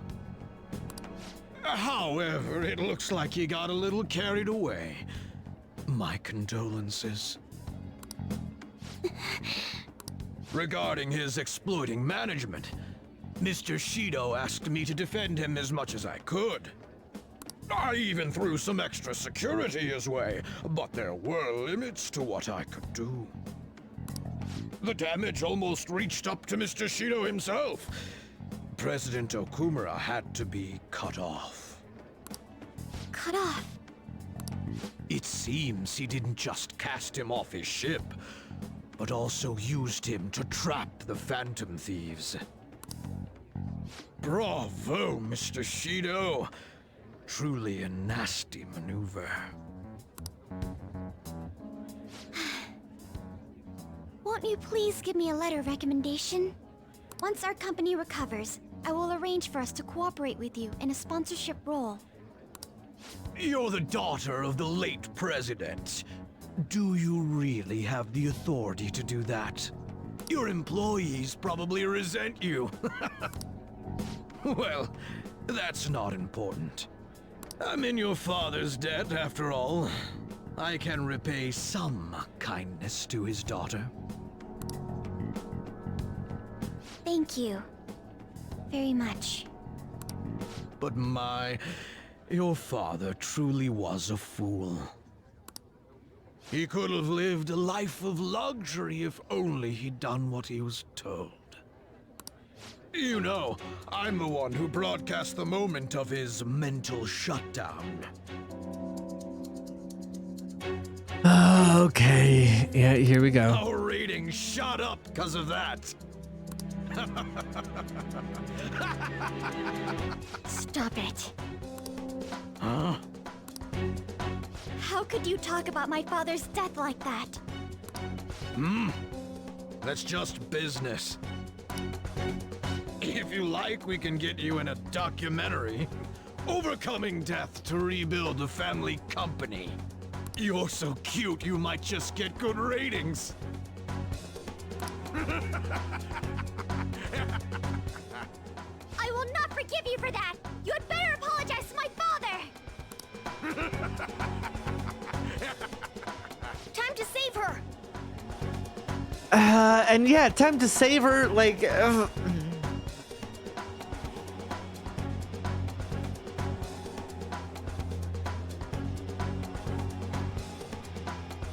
Like, it's so... Especially since, like, without putting too fine a point on it, and I'm not gonna dwell on this point, but like, each time it happens, it is us having to come to the rescue of the women of the group. You know, that doesn't feel good either. Like, the woman should be allowed to just be competent. But like, the entire group should just be allowed to be competent. But like, let's look at the guys that we have, right? Like we have Morgana, who's a little fuckwit who betrayed the team. We have Yusuke, the sexual predator. We have Ryuji, sorry, wrong game. Ryuji, who like, I think is actually generally pretty smart when he has a moment to think things over, but is a bit hot-headed. But like, you know, it does feel like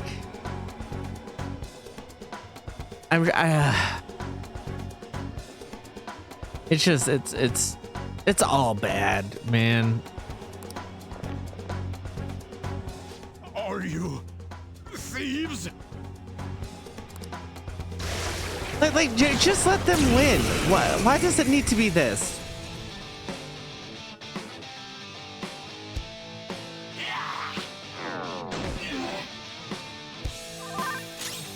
Persona! How's this? Persona! Go down!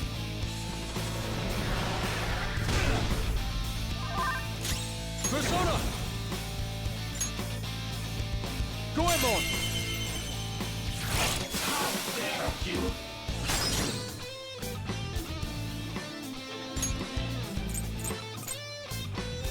It's up to you. Not done yet. Okay. Okay, let's do it. Find your power even higher. Ha!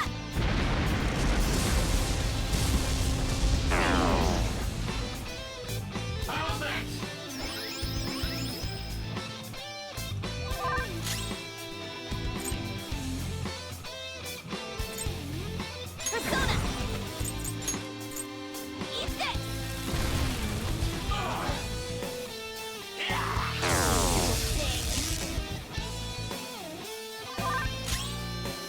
Persona! No holds barred! Let's go.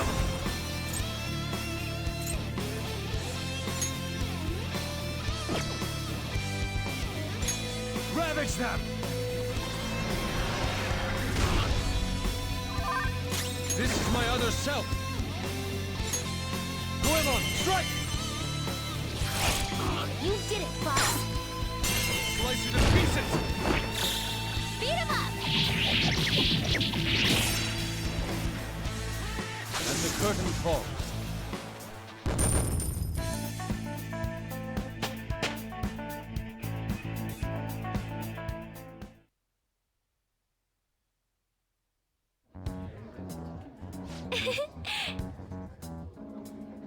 Okay, we have the letter of introduction.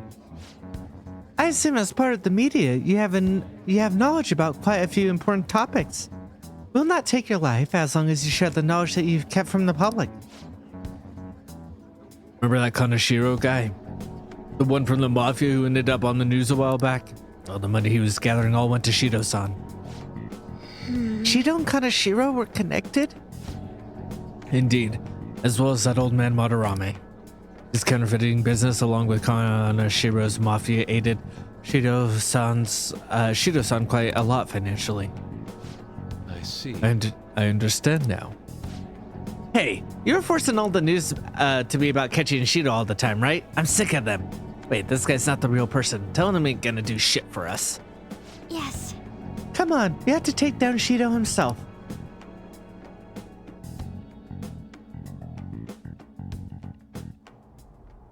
I would never have imagined that their leader would commit suicide.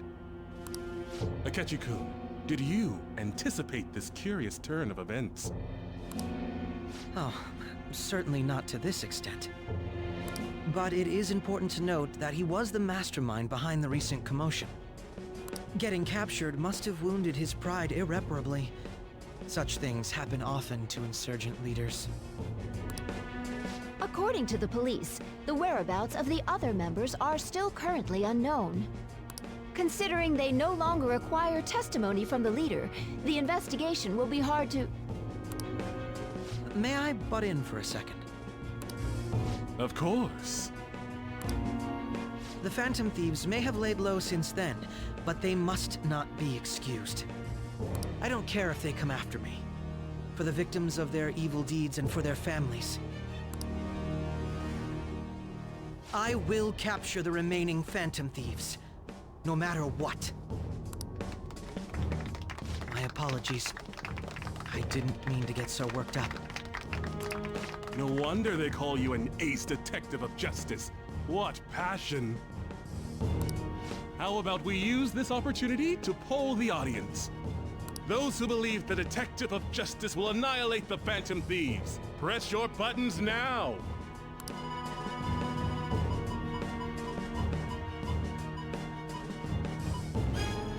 My, everyone in the audience agrees. Looks like you can't back down now. I will do the best I can. Oh, but I do have to study for my college entrance exams. I might not be able to promise that.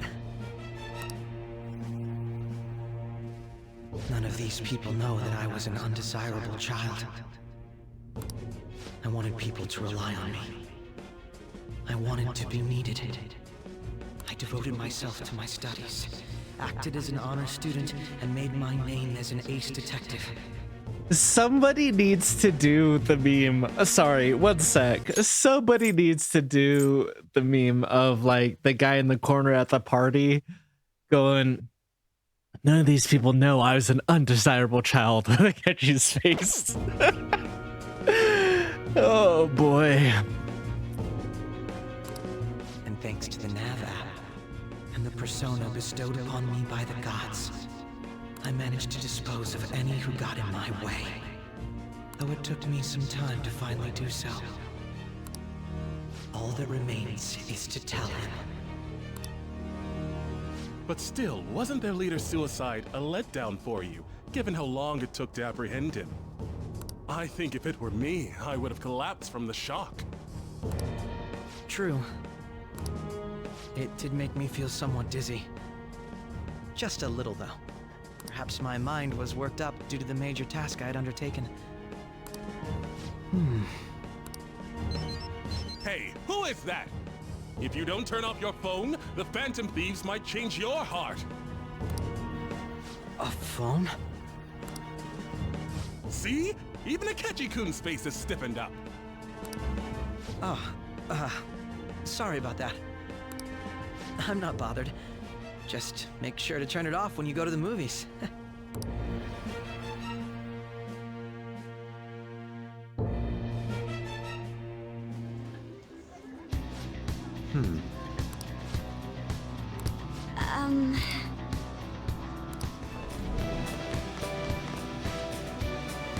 Hold it right there, punks.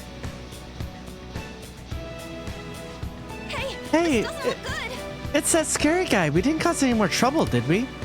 Nope, but beat the crap out of my men, and I can't exactly let that pass. Gonna have to avenge them. Wait, you're the one who attacked us, remember? You sure do have an awful lot of barking. You do a lot of awful barking. Damn, I can't read. Well, I guess I could let you off the hook. You're gonna have to survive against these guys first. Get ready, here they come. There, that's been settled. We caused no trouble whatsoever, yet we met with the same result. And on top of that, he up and disappeared again. Hey. We should ignore him if our actions have no actual impact on the results. For now, let's focus on searching for the IT company president. I bet there's some clues somewhere.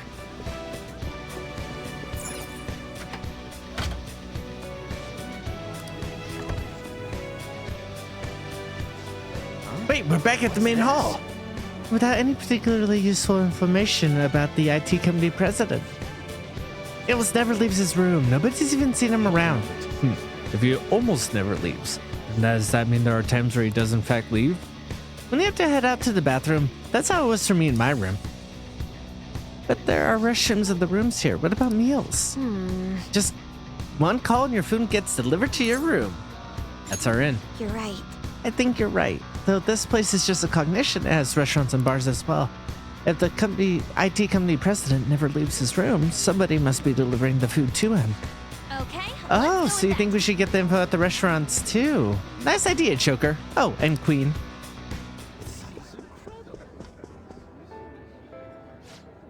Welcome. Will you be dining with us today? Is it possible that meals delivered to my room? You mean room service? Yes, that is available only at this restaurant. Yes! Aha, so is there one room in particular that always orders food delivery? Pardon me, but why are you asking me about this? I'd like to see your boarding passes if you don't mind. We've been asked to make a delivery. It's at the president of the IT company, I believe. Well... He apparently never leaves his room, but Mr. Shido has given us direct orders about this. Now then, this is a highly confidential matter, so we must take care of ourselves. Is that so? In that case, let me tell you the way to his room. Nice. Well done, Queen. Just as I'd expect from you. Isn't this pretty close? I suppose it's just upstairs. It seems to be above the side deck we passed through earlier. Is there a way up there somewhere? No way. Honestly, guys, I doubt this is going to be of any use, but if it were me, I'd never open that door. Well, that's no good. What are we going to do? If only there's a way besides through the door. In any case, should we head back to the side deck? Not that we're able to get in from there.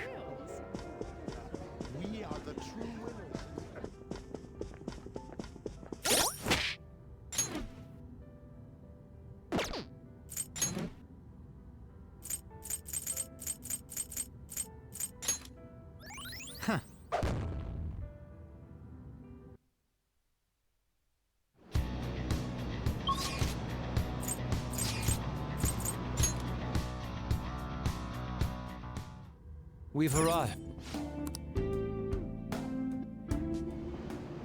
Hey, Well, we've reached the side deck, now what? If getting through the door is impossible, we just have to find another route inside.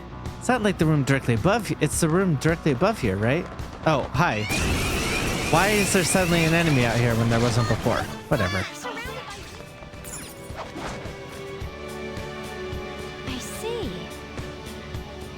I would never have thought to climb up from the outside. I mean, we are Phantom Thieves. We can use places that normal guests don't have access to. Hey. Hey, It's somewhere. I have something.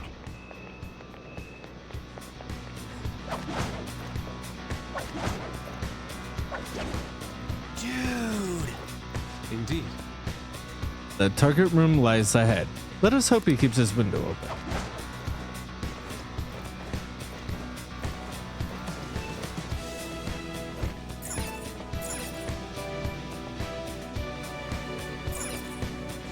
Announcement! Indeed, I can sense someone within its walls. You got it. What should we do, Joker? Check inside. All right, here goes.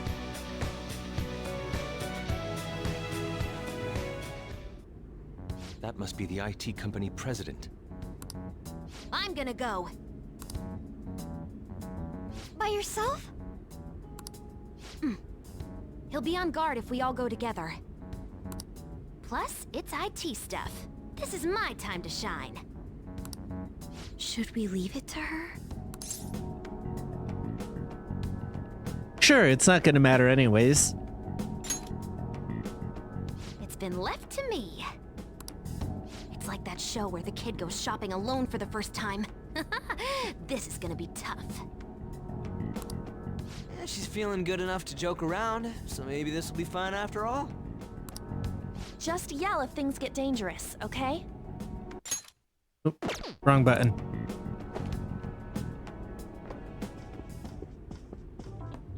What the? Who are you? Pardon my entrance, Sudden. Those clothes. I mean, why did you come in from the window? Well, the door's locked and you weren't answering. How else am I supposed to get in here? Oh, but I get how you feel. There's totes nothing better than relaxing in your own room. A girl? You're an IT guy, right? I can tell we talk the same language.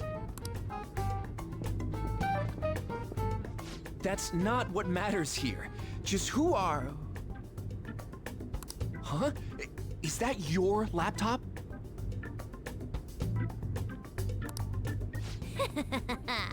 This little guy caught your attention, huh? I made it myself. This is amazing. To think you could do this much on a mobile device. Want to see the benchmarks? It can pump out some awesome numbers. Although normally I just use this one as a sub-processor when I'm hacking into a tough system.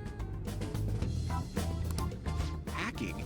Do you mean like cyber attacks? Ever heard of Medjed? Well, of course. Try not to be surprised by this. Actually, be surprised. I am Medjed. I'm the one who took down the fake. Huh? Don't believe me, huh? Here, this is proof. This is the project server. You identified all of them? If you want my skills, I'll need a letter of introduction. Man, to think the website we prepared got crushed so easily by a mere child. Huh? You prepared it? That's right. Why did you have to go and destroy our work? Because I'm a fan. It was just because I couldn't forgive someone using the Medjed name without my permission. So, why'd you send Medjed after the Phantom Thieves? There was no reason to choose Medjed, per se.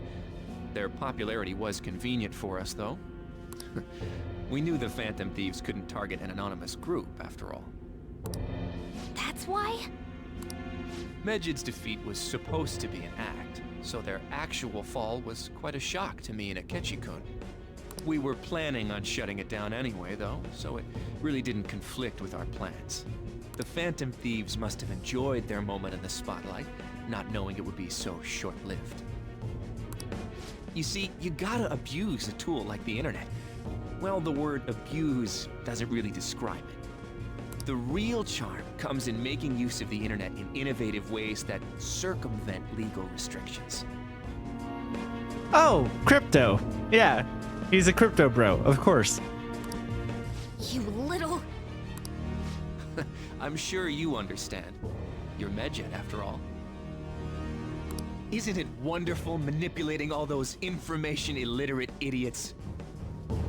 I mean, also social media, but we don't need to get into all that. What a third-rate fool. Huh? Not only are your skills third-rate, but you stink worse than a third-rate person. Don't treat me like we're equals. I'm gonna reform society. Like, okay, and like, hey, before, I know that this is late to be saying this.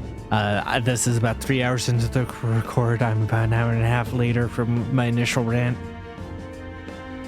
But like, in addition to the things that we were talking about before, right? Like I understand that like this entire group is supposed to be like a reflection of sorts of the members that we have, and like how they have their own team with similar skill sets, but we have different beliefs and how we're using those abilities. So like the IT guy to the IT guy, you know, the politician to Makoto who you know can play politics a little bit and has the mind for it. The noble, which could map onto Haru, but could also map onto... I don't think it really maps onto the noble really kind of puts a hole into that whole idea of it being like a direct comparison, right? But like, you know, yeah, it's just like, I understand that's why, and then the reason that they get all indignant is because they're like, this goes against our morals of what we're doing. But like, I don't know, we've already seen that. Like, what a stupid idea. Don't tell me you destroyed my website for this so-called societal reform. That's right. It's because I'm a member of the Phantom Thieves. What? Picking on the weak and calling that innovative? Looks like I just gotta ban the guy at the root of all this. Shido. Now, you're gonna give me that letter of introduction. Why would I? Yeah, at least everyone How else. about a computer competition for it? What? First of all, Futaba, what does that mean? But second of all, like at least everyone else got the letter of introduction before falling apart like this. Huh? Don't be ridiculous. I'd rather just kill you. Guys! So this is still what happens in the end. Well, now that we know he has one, this should be the easiest way to get it. Yeah, but like everyone else we already knew had one as well, and we still didn't. Whatever. Oh, it's so frustrating. Like, I want the game to be better than what it allows itself to be, I guess. One down! Go, Queen, go!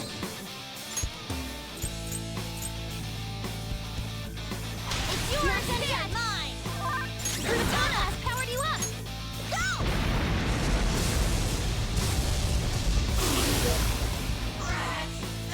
Damn it!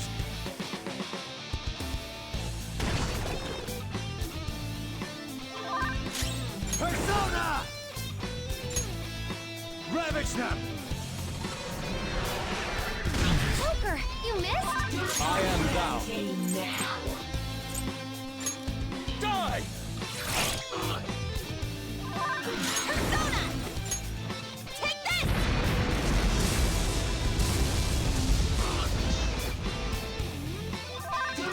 Persona!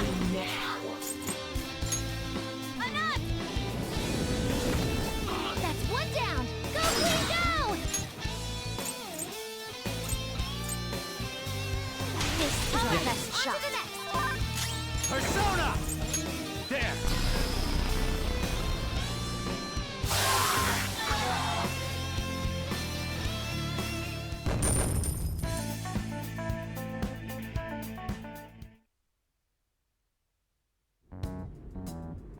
All right. Okie dokie, we got a letter of introduction. Making that fake Medjed wasn't the only bad thing you did, right? I want to hear your biggest secret. The cognitive science research. What did you do? Spill it. After extracting the results of the search, I deleted every last scrap of the original data. After that, I encrypted everything we had and put it on a domain inaccessible to normal people. Don't get me wrong, though. Don't know anything about the mental shutdowns. Shido, what the hell was he researching? No matter what it was, we won't let him abuse it.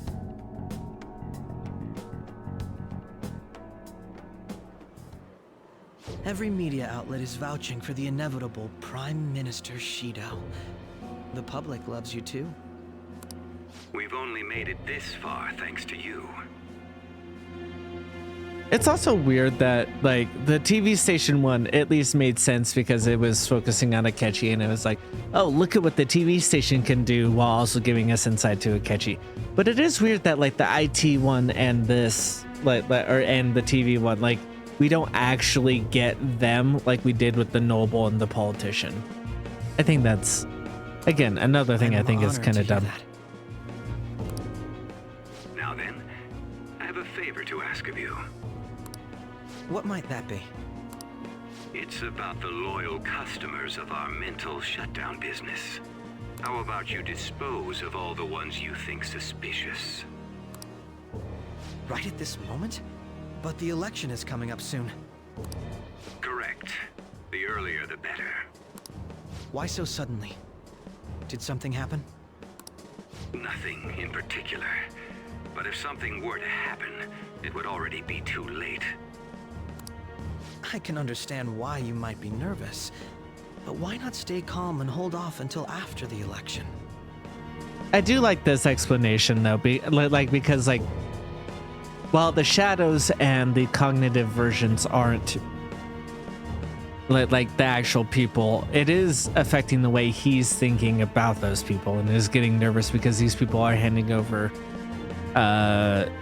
introductions to his enemies. So it's like, I'd like to take out all of the trash before my inauguration as Prime Minister. Makes sense that he's jumpy because we are messing in his mind a bit. For the sake of absolute victory, I need all roots of anxiety to be pulled as soon as possible.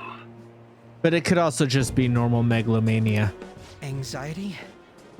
You've never mentioned such things before now. Shido-san? Do you understand what it means to cross me? Just do as I ask. I'll be counting on you. This is all too sudden. Could it be?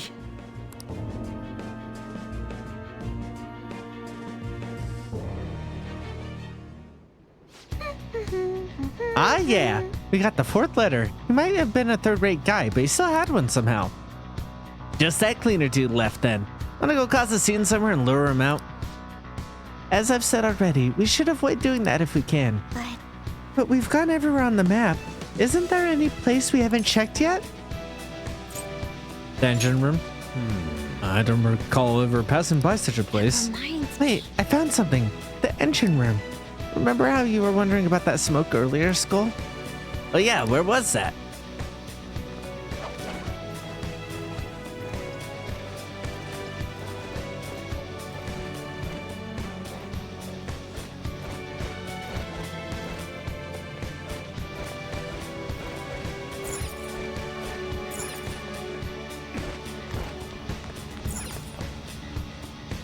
This way. We found it. This most likely leads into the engine room. I'm getting a reading from inside, but I can't tell if it's him. Huh? We ain't gonna be able to get in like this. You wanna try forcing it open, Joker? Let's bust in there.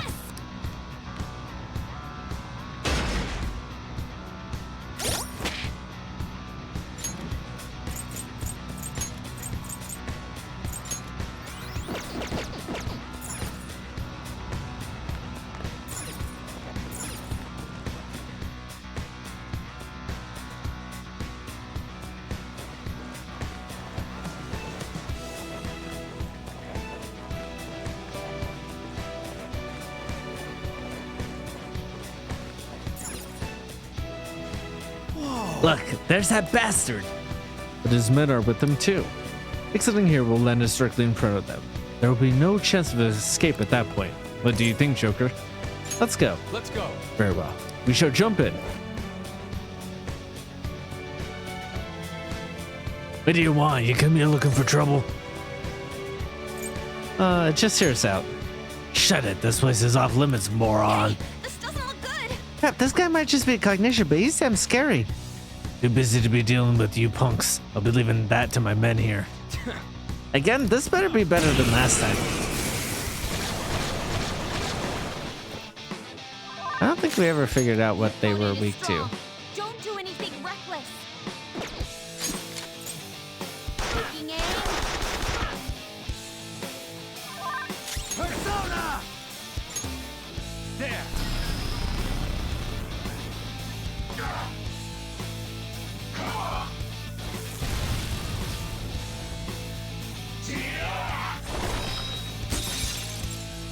All right, Queen. Persona!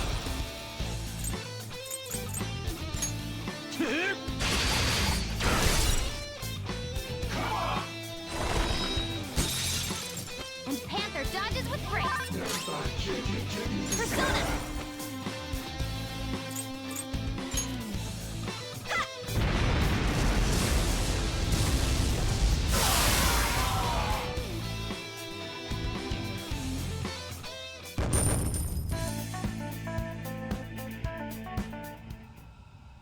Hey, We did it. Now where is he?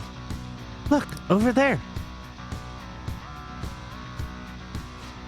Damn it, we're not letting him escape. Let's go take that letter by force if we have to.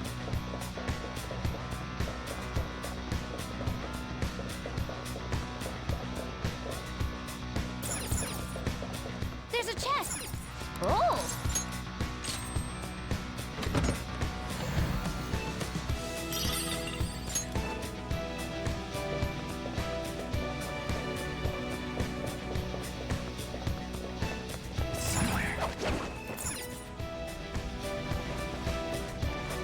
Oh, I guess that's what I get for looking around, huh?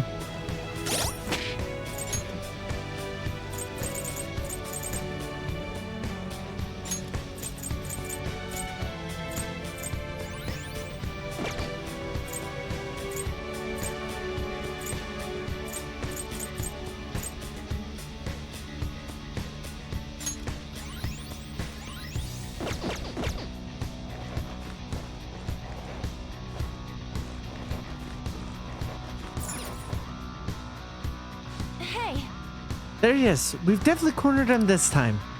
This will be our final letter of introduction. We must get it. Let's clean this mess up. Go. Very well. It is time we put an end to this charade. Punks just back in here again.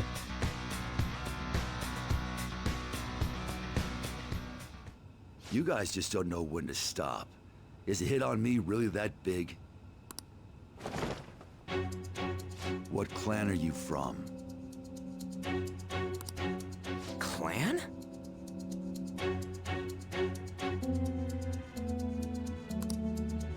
Does he mean like Yakuza clan? Wait, does he clean up problems by making people disappear? Yeah, well, guys, what did you think he meant? Goddamn.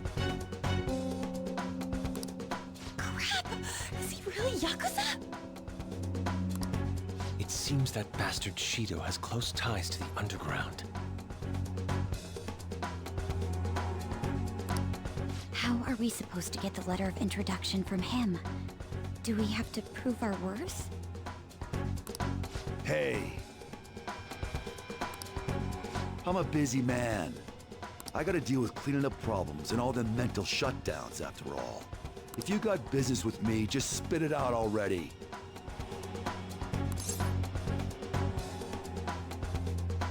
Give me a letter. A letter of introduction? Why the hell would I give you one? As I expected. Actually, we're here to suggest a tattoo design for you. A tattoo? This guy is great at drawing. He's an artist. What is the meaning of this? I have no intention of designing a simple tattoo. I thought you'd be able to do it, Yusuke. What are you squabbling about? Bubble up. Yusuke, draw something! Art's art, ain't it? Very well. May I at least decide what I draw? I won't accept anything except a godly phoenix fitting for my godly personality. A phoenix? I'd rather something else. Yeah, you're into dragons, right? Making excuses now, Mr. Artist? You're all talk. People like you are a dime a dozen. I am not all talk. I can draw anything you want. Bring me a brush and a piece of paper. It's finished. It is a pretty good Dude, phoenix. This is totally not gonna work for a tattoo! Is it a monster? It has some kind of crazy aura. A truly explosive piece. This is my perception of a phoenix.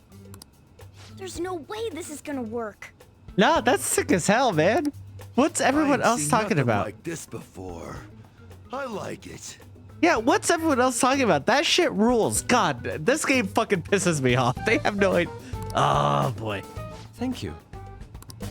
It seems like it went well? Well then, I request a letter of introduction. On one condition, kid. I want you to be my personal tattoo artist. He wants to recruit you? I decline. No letter for you then. I must decide my own path as an artist. I will not receive aid from others any longer. Now, if you understand, hand over the letter. Otherwise, we'll just have to take it by force. By the way, you're more feral pigeon than phoenix. You cocky-ass bastard! I'm gonna destroy you! Like, what was even the fucking point of having him draw? Just let us skip to the fight if you're gonna force us to fight. It's so dumb. We're still gonna fight after all that? I know, it's not better when you lampshade it. If you know, then just do it. What's that telling us about his character? What's any of this told us about any of their characters that we didn't already fucking know? Right? It's just reiterating each of their most prominent features. Not even like the oh, you know, here's something new or something hidden or something that's only for the people who did their social link or like whatever. No, it's like the things we know about them. But like without the surface level bullshit. But like, God, no, like no wonder people say that this team is the most shallow out of the Persona games. Right? Because like they are. The main story treats them as shallow. And like there is depth to be had in their confidant links, but like the game doesn't treat it that way. Outside of those like the game never treats them as having any depth. Right? Like inherently Persona 4 group has depth because of the way that game is structured. And like Persona 3 characters have depth because of the choices that they made to not gatekeep the character development behind social links. And so it's like, what's any of this introducing besides like the most bastardized base level shallow reading of each character in each of these interactions, right? Like, well, okay, like if it's not there to let us succeed as Phantom Thieves and live the fantasy of being Phantom Thieves, where it's like, let's watch a plan to come together, because like that is the fantasy, right? That's the fantasy this game's trying to sell, is you're a Phantom Thief, let's watch a plan come together, but none of the plans fucking work. So then what else is it doing? Is it to highlight character traits that we may not be thinking about, to give these characters depth, or to highlight like who they are inside? Not really. Each one is just like the most boiled down, watered down, basic bullshit about each character. There's nothing new or interesting that the game is introducing through any of this dialogue, through any of these scenes. And then we have a fight afterwards. Just give us a fucking fight if that's all this is gonna be, right? Because like the gameplay, and again, I'm using gameplay in the way that most people use it, as in, oh, the combat, the turn-based combat, the JRPG part, that's not the live sim part, is good. Like from the way it's designed, like top notch, and beyond that, like the combat system of SMT is really solid, of like the way that elements work. And like, yeah, the one more is probably a little too easy compared to the press turn or turn press. I don't remember which way that goes around right now because I'm livid. But like overall, the combat cycle is fun and good, and it won't let us just enjoy that. Instead, it gives us, you know, a few minutes of bullshit that wastes my goddamn life, wastes the time I have on this earth. One day I'm going to die. And how much of that time is spent watching useless cutscenes in Persona? In the other games, it's a little blurb real quick if it's there at all, and it just lets us enjoy the game. Just let me enjoy the game. But instead, it keeps all this stuff in, and like I wouldn't be complaining because I love this story shit, right? I delve into Persona 3, I delve into Persona 4 and the characters, right? And it's like, I love that shit. So if you're gonna be layering that throughout, then fucking do that. This half-assed bullshit, and I know I keep using bullshit, but that's what it is. That's what it is. Like if we're gonna do something like this, have it be like, hell, it could even still be shallow readings of the character, but and if it fails, but like have them be learning from each other. Have Makoto come up with the plan to put them in bathing suits, like playing off of Ryuji, like being like, oh, this may be more Ryuji's idea, but like have them play off of each other that way, of like showing like how like rigid Makoto has started to loosen up and is taking taking themes from Ryuji, and then like you know, have Ryuji step up during the politician part and do the blackmail thing, and have have them act in different ways that show that they're influencing each other. If it's not going to work in the first fucking place, if you're not going to do anything that's more in depth in the first fucking place, at least then it makes sense why it's failing.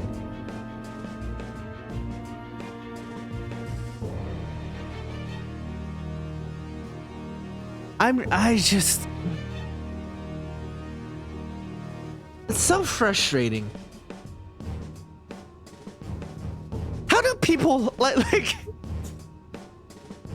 oh, I was gonna say some words I was gonna regret.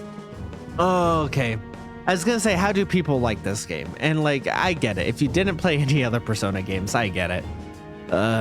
You know, because like, it's a solid game, and if you only play one playthrough of a game, you probably don't even think about that. You're probably like on the edge of your seat of like, oh, what's gonna happen next? And you're theorizing. You're like, oh, this, that, and the other, and how does it fit together? But the second you know what's gonna happen, like, it's like the worst type of mystery novel, right? Where it's like, oh, rather than when the twist is revealed, rather than when the mystery is solved, you want to go back and read it and see how it fits in after the fact. Instead, you read it and then you're like, oh, cool, none of the other stuff matters, right? Like, it's like one of those where it's like, oh, once the reveal happens, the trick is revealed,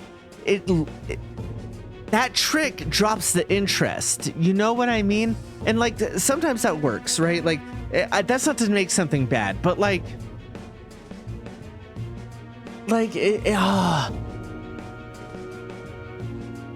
the second you play through this, like even slightly more than once, it's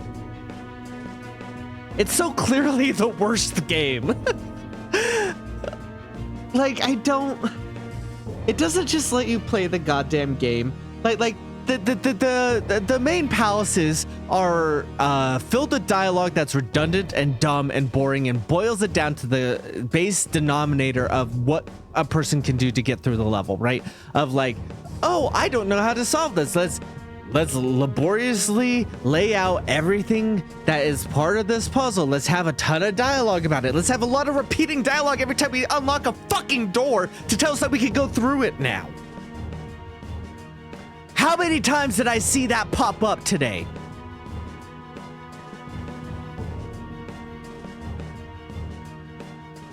And it doesn't tell us anything about the characters. It doesn't tell us anything about the game or what we're supposed like. And so you have so much of this dialogue, and the palaces are always the goddamn same. And then, like, in addition to that, they put this fucking timer on there, and waiting is not a gameplay mechanic. Hiding behind a corner until an enemy turns around or is in ambush range is not a fucking gameplay mechanic. Why do I have to wait for all these weak-ass enemies to turn around if I don't want to be thrown out of this palace when I'm already over-leveled?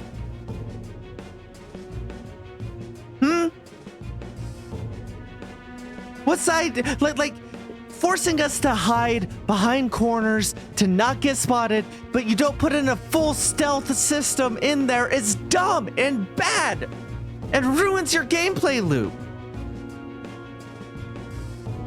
And then you get to this dialogue and you get to these scenes and nothing changes, and it doesn't highlight anything about the characters. It barely highlights anything about the villain besides that they're cartoonishly evil that we already knew.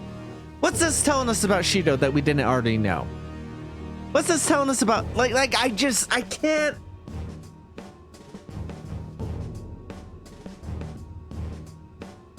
And I feel like I've been ranting at these games and the design since Madarame, maybe even the first one. If it was the first one, please let me know that too, because like it's ridiculous. It's ridiculous how poorly thought out this is. Waiting is not a fun mechanic. Stealth games don't work when the entire aspect of it is waiting. It's about the puzzle solve, but there's no puzzle solve here in the stealth, right? And there is still skill-based parts of the stealth in other games, right? But like, it's if you're going to have that, have it provide a benefit, but don't have it be so that if we get caught 10 times in a row without fighting or whatever, that we're kicked out of the fucking palace. Because what's the gameplay benefit to that? Oh, you needed to gate something behind Oya so that way people would go put up with your shitty character? Oh, so we don't get kicked out of a palace because because we decided to give your shitty character a chance, and she's still bad after all that, but at least she gives us the benefit that we don't have to waste entire hours of our lives hidden behind a corner. Fuck you. Lampshading it, acting like, see, it's a joke, it's fine.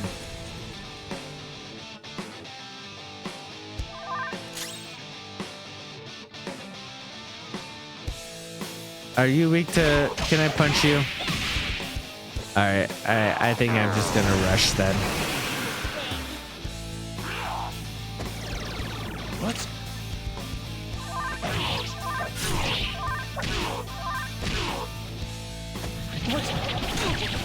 Maybe not. That's starting to take a little bit of damage.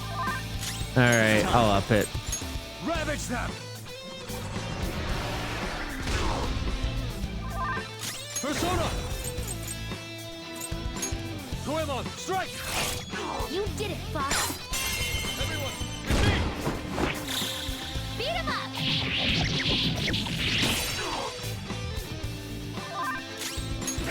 do this! Defense has been lowered. Take this! Persona! Feel my rage!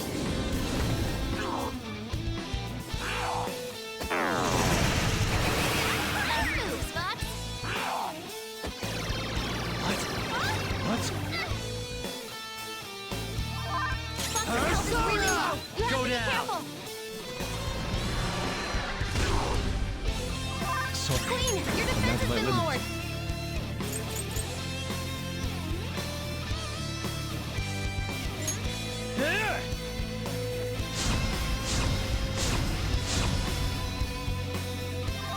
Fox's health is really low. You have to be careful.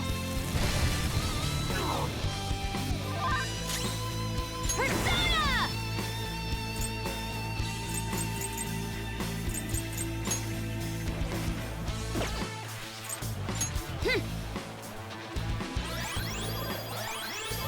I appreciate it.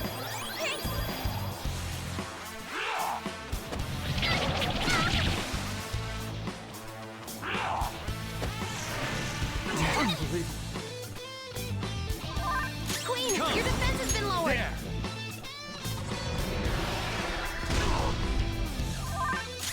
I am thou. Goemon!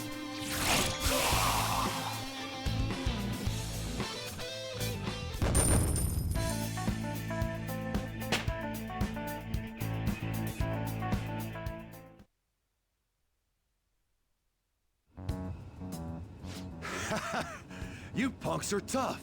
I like that. You've got some backbone. All right, I'll give you my letter. Normally, I'd have to clean you guys up for messing around on the ship, but there's no point now. You're letting us go?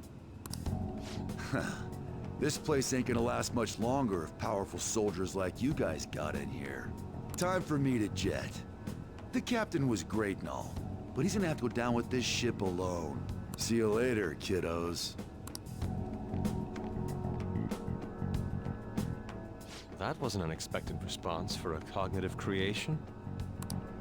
Politicians never get too close to their shady connections. They must have only been linked monetarily. That must be it. Well, we finally have all 5. We need to use these to get into the main assembly hall, right? Yes, and I believe that will be where we find the treasure. We've been to most other places to gather the letters. There's almost no doubt about it. We're gonna take his treasure no matter what.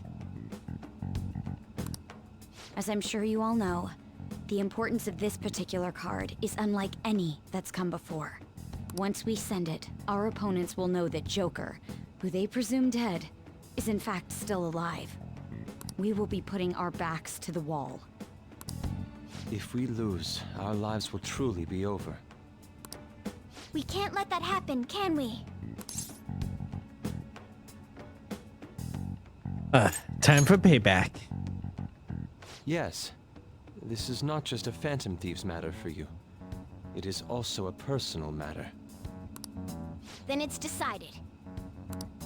The real question is, how and where do we send the calling card? How about we make it super flashy? Our whole big plan was all for this moment, you know? Actually, it must be theatrically done. A minor leak will only be crushed by Shido's influence. Maybe it doesn't have to be in letter form this time.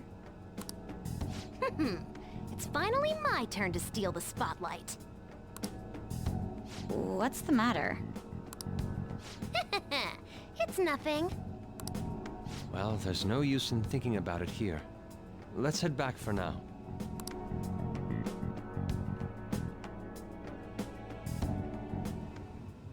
Okay. We have all 5 letters of introduction now. It's quite the feat, but we can actually open that door. Let's take the treasure.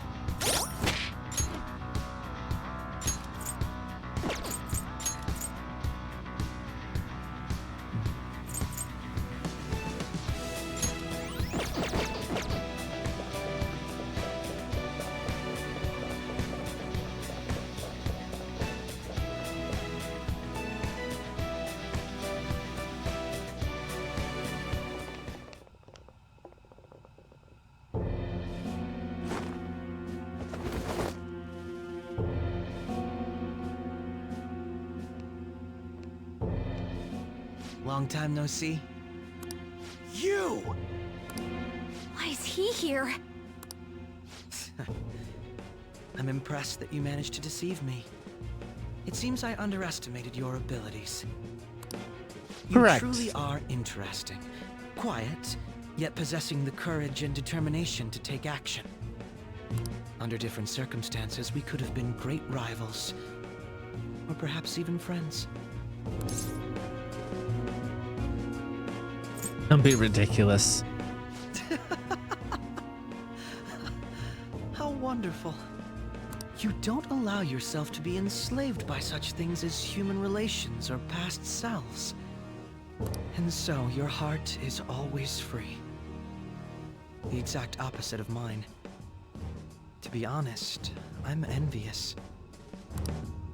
I wonder why we couldn't have met a few years earlier. It seems Akechi truly regrets this turn of events. Feels as though I understand him better now.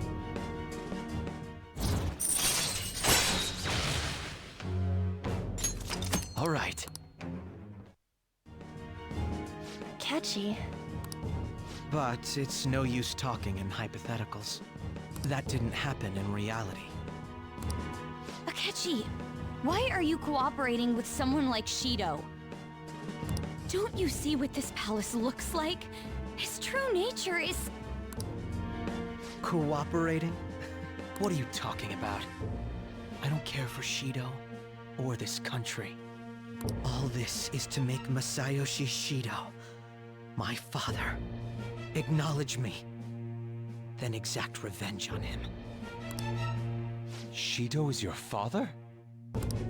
Remember I said before, how my mother had been in a relationship with some good-for-nothing man? So I'm his bastard child. My very existence is nothing but a scandal. My mother's life turned for the worse after she had me. And died. I was a cursed child for her too. That's horrible. I resented him, but he was already a high-ranking official by then. A kid like me could do nothing. But that's when it happened. That's when I learned about the cognitive world. Someone, be it God or demon, gave me a chance. I couldn't contain my laughter. You son of a... Who cares? My targets were all doing the same damn thing in this eat-or-be-eaten world. All I did was remove their evil from society. How is that any different from the Phantom Thieves? We're not murderers! So what? Masayoshi Shido is finally within my grasp! Once he reaches the apex of his power and acknowledges me, I'm going to whisper in his ear. I will tell him the truth of who I really am. And that's when I, an utter disgrace to the world, will rule over him. I will prevail. What a warped thought. It's almost pitiable. In just a few weeks, my plan would have come to fruition. But no, you just had to interfere. I can still take it back, though. I'll just need to kill you all. We won't get killed for something like that. You talk big, but you're really nothing more than a little kid throwing a temper tantrum. Don't lecture me, you piece of shit! I am going to personally thrust Masayoshi Shido into a living hell. So, Joker, rest easy and die.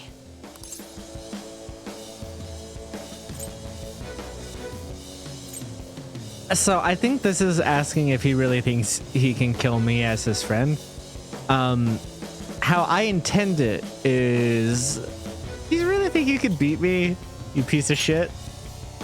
Yes, I'll do it better than you could ever imagine. That is, Oh, once about I get thrusting rid of you. Shido into hell. Never mind. I misunderstood what you're Sure talking sound about in the confident. first place. Don't go pressing your luck. We already know all your tricks from back when you were working with us. Joker, how could you be so successful while having such an idiot as your partner? Huh? Quit bluffing! It's no bluff. If he truly is behind the mental shutdowns, he's likely only shown us a fraction of his strength. I'll tell you all about my true power. While you die, you can take that knowledge with you to the grave. Kill them! I won't let you stop me.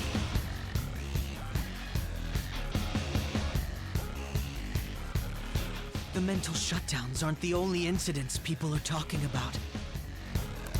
There are also the breakdowns which cause people to turn psychotic, creating accidents and scandals. Those cannot be explained unless the true culprit has the power to make people's hearts psychotic. That's right. It's my power. One that you don't have. He's gonna try something. Allow me to show you! Persona!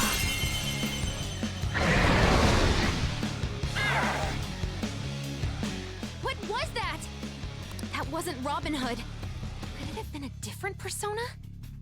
Even the feeblest existence can gain tremendous power once the chains on its heart are broken.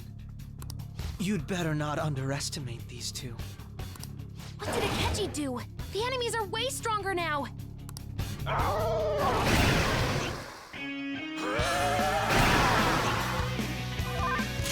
energy powered up.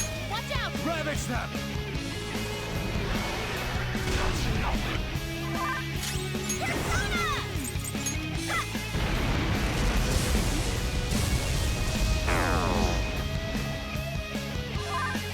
I am thou. I lend it! Persona! How's this?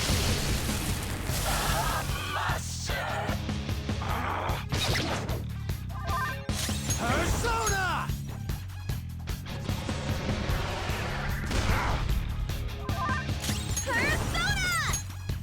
Yeah, if you're going to be healing them, probably best that I just let you.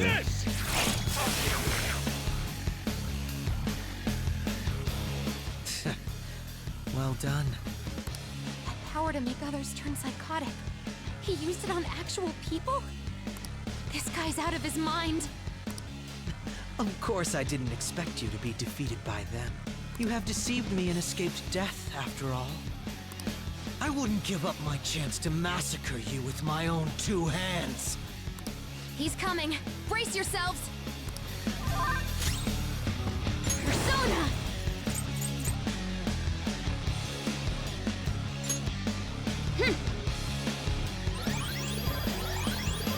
Much thanks. Oh, that's a big help.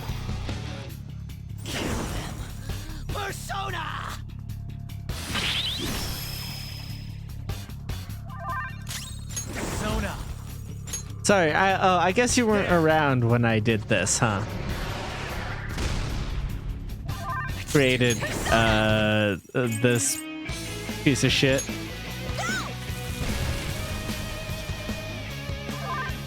Let's go. Persona! Let's go. Thank you.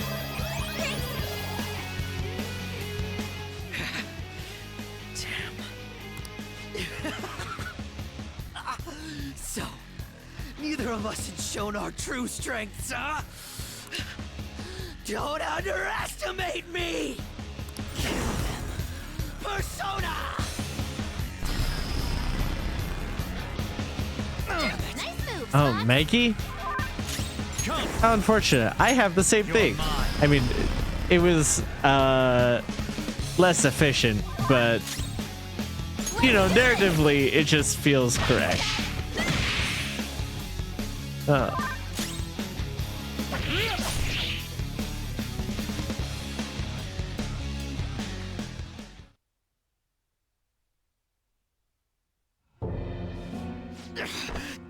Damn it!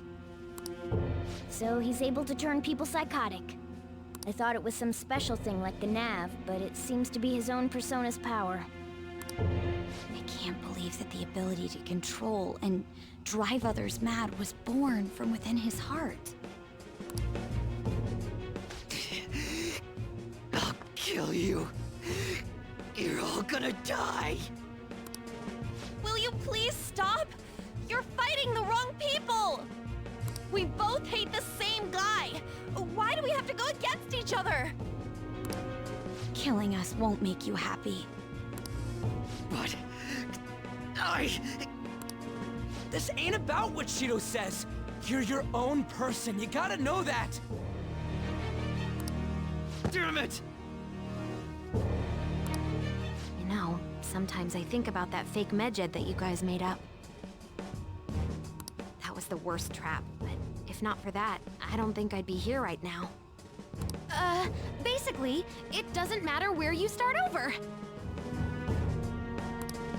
And That's very you don't really hate light-hearted Joker, to do tell you? your mother's murderer. Probable murderer, right? That smile before we fought. Isn't that how you really feel? God, I hate this whole trying to redeem him. Literally killed two of their parents. Like I like understanding where villains come from and having them be nuanced in the idea of how they became the way they are. It's like understandable how he got to this point, but that and you know me, I'm all about rehabilitation and not punishment. But like I hate when a narrative tries to spin them as like semi-redeemable or semi, you know, whatever the case may be, of like, and I know he's about to, you know, Follow your true feelings. Even if you think people hate you or don't want you around. but like I hate that's what this group is doing. You know what I mean? Shut up, shut up, shut up! And like it's also a narrative thing that like a lot of manga and anime and like other video games do. Actually, this is true even outside of like Eastern media, like in Western media as well, of like the idea of the hero reaching out one last hand before the villain forces the hero to make a choice that like, you know, will kill the villain or do whatever, and so it allows the hero to be like as morally clean as possible. I think that's way less interesting. But like even if we don't like kill him now, which, you know, I wouldn't expect this group of teenagers to do, you know, similar to like what was going on yesterday with the, you know, big kill the villain energy. Like that's not what I'm expecting from this group of teenagers either. But like, you know, arrest him or like tie him up and figure out a way to hold him, or like do something like that that's like interesting. Like obviously not arrest like literal, like but like you know, incapacitate him or whatever the case may be, if you're not gonna go that far, right? Because like it to me, it's like in a situation where it's like usually in a way where it's like ridiculous to offer that to the villain, and then like it forces the good guys to take that extra step, and it's like, oh, see, so they were, but like if you're gonna do that narratively anyways, just have it be more narratively interesting by making them wrestle with the fact that they chose to do that rather than it being forced upon them, you know? I don't know. And like this is similar to that, where they're all like encouraging him and being like, no, choose the light side, Luke, or whatever. Choose the light side, Anakin, is who I meant to say. Whatever, I'm not a Star Wars fan. I'm not a fucking nerd. Sorry. Not what I meant. But like, you know, this entire group being like, no, choose the light side and stuff. It's like, Futaba, he killed your mom when he was younger than you. like the guy is gone. Like, I think he could be rehabilitated, to be fair, but like not in this situation. And like, I think it's less interesting of the characters to not be grappling with that, right? Like me outside the game could be like, oh, he could be rehabilitated, but I don't think it makes any sense for Futaba to be like, no, it's okay, or Haru to be like, no, like you know, this doesn't have to be where you go. I don't think Haru's actually said anything, right?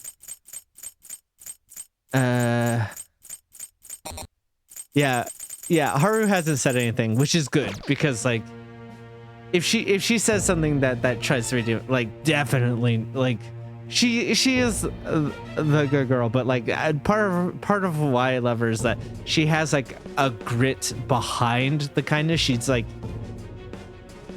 kind as like rebellion, you know, which I think is interesting, which I don't think would fit in with her like necessarily forgiving Akechi here, like Futaba seems to be, and like the entire group being like, no, it doesn't have to be this way. Like, shut the fuck up. Teammates! Friends! To hell with that! Why am I inferior to you?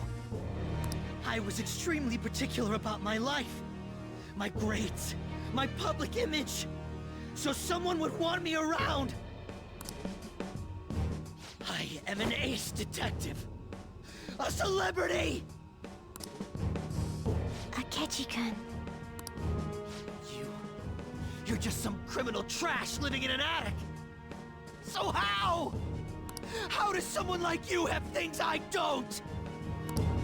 How can such a worthless piece of trash be more special than me?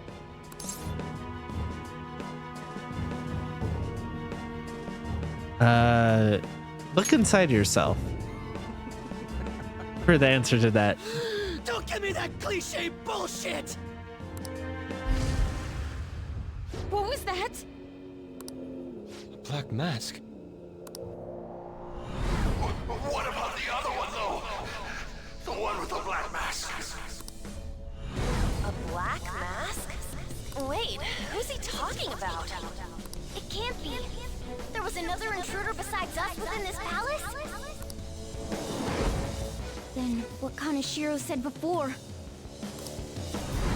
These palaces can net you loads of cash. You could do whatever you wanted to people's hearts. I'll let you in on a little something. There's a criminal using other people's palaces to accomplish whatever they damn well please. They don't care about consequences, psychotic breakdowns, mental shutdowns. Anything goes. So, you were behind the mental shutdowns after all. You dumb motherfuckers! We knew that! We knew that! We were saying, like, what are you talking about? Did we not know that already? Was that not information deliberately given to us? If that's... I mean, at the very least, he just admitted to doing the psychosis or whatever. Like, come on! Oh, this is... At least that explains Futaba's reaction. I'm surprised. This is actually a first for me. I might even have to try my hardest against you. You know, I just came up with a fun little idea. I wonder how far I can go with this. Fun? You wanted to see my powers, didn't you? Fine. I'll show them to you. I've never felt like this before. Okay, Abba. You're right. I don't give a damn about Shido's acknowledgement. All I care about now is killing all of you! To prove I'm better than you!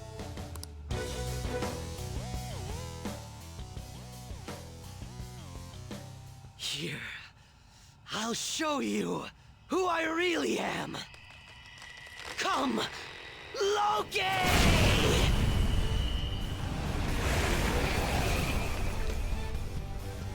Again, it's that persona. Do I not have Loki in this game? It is weird that he's the DLC persona in the other games when you have your own version of Loki. Righteous! Keep that shit to yourselves!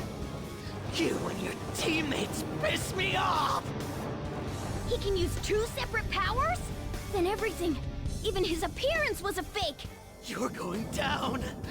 I'll destroy you. Go down with me! No way! That bastard! He made himself go psychotic! Does he do that every time he uses the black suit? Because that's wild.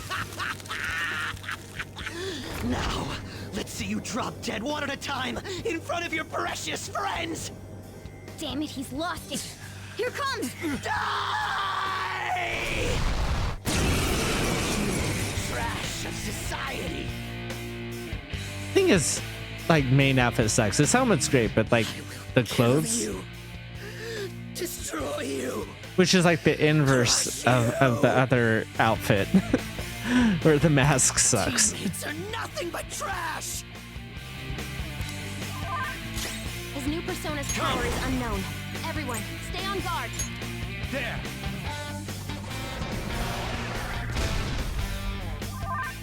Persona!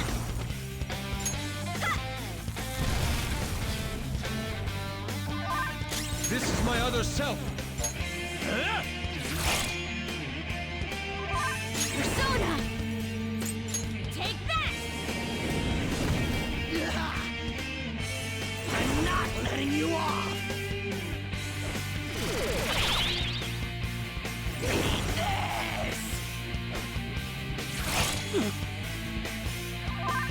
pieces of shit! All right, I believe I have drain on physical, right? So this should heal me.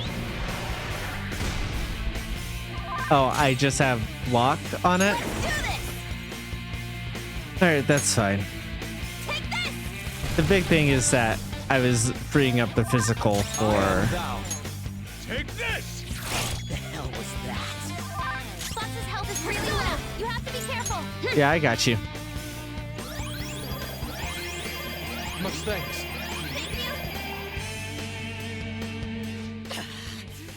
You're just pieces of shit who lick each other's wounds. Anything goes. If you say you're teammates. What does that mean?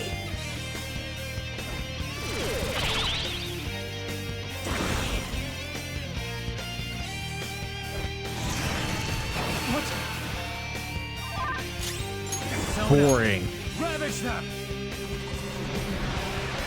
Hell was that? Persona!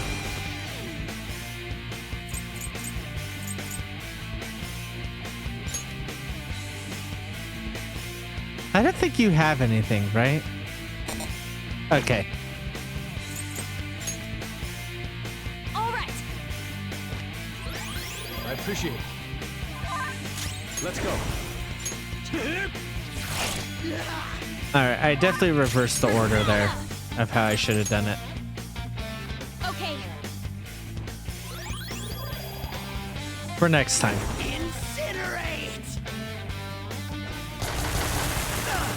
Fox got knocked down. Come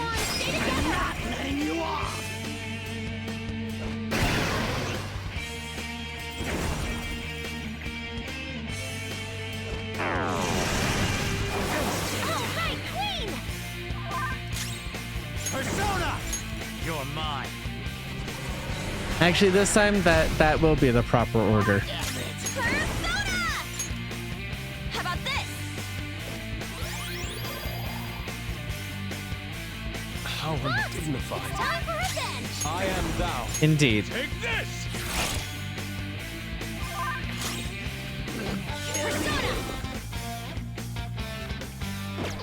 I think it's one of those ones where he can't die this round. Oh, he can. Okay. I thought there was going to be like a last attack enemy thing. All right, whatever.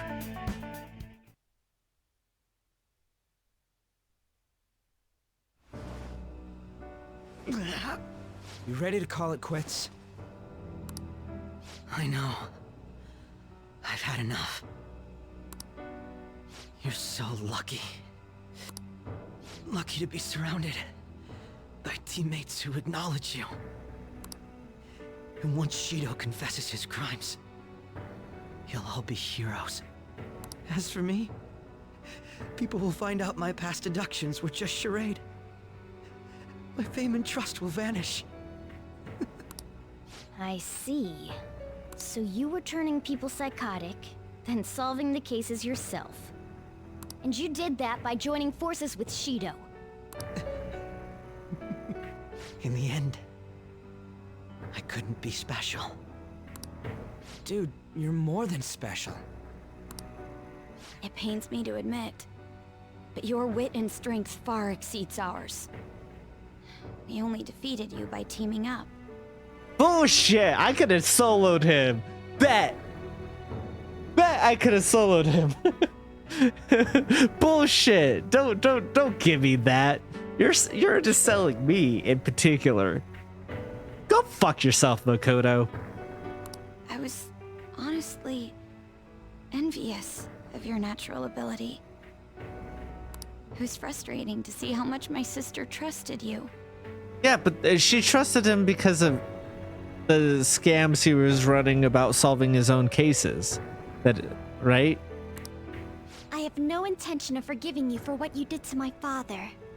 Damn straight. I sympathize with you. Exactly. That's the attitude, Haru. I wholeheartedly understand wanting to get back at the adults who took from you. But when you gained the power to fulfill that desire, you only used it for your own self-benefit.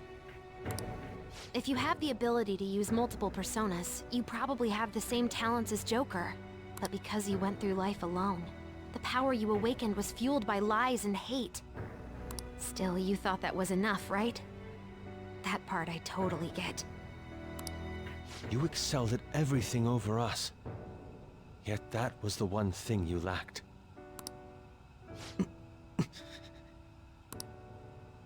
All right, let's go back and get that calling card ready. We're gonna take Shido down. What are you gonna do? It'd be a problem if you kept getting in our way. Want to come along and help us settle things? Are you all idiots? That's what I'm saying. You should get rid of me. If you don't want me getting in your way.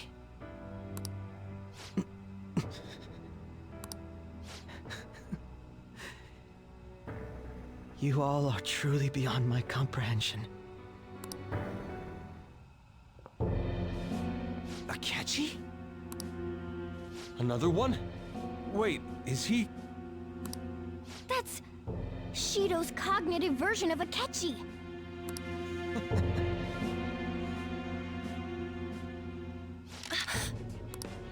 I'll deal with the rest of you later. Captain Shido's orders. He has no need for losers. Well, this just moves the plan up a little. He was going to get rid of you after the election anyway. What? Did you truly believe you'd be spared after all the murders you undertook? Don't tell me. Were you actually feeling good about having someone rely on you for once? Oh, by the way, the captain says it's time you receive retribution for causing the mental shutdowns. The hell, man? That bastard's the one who put him up to it!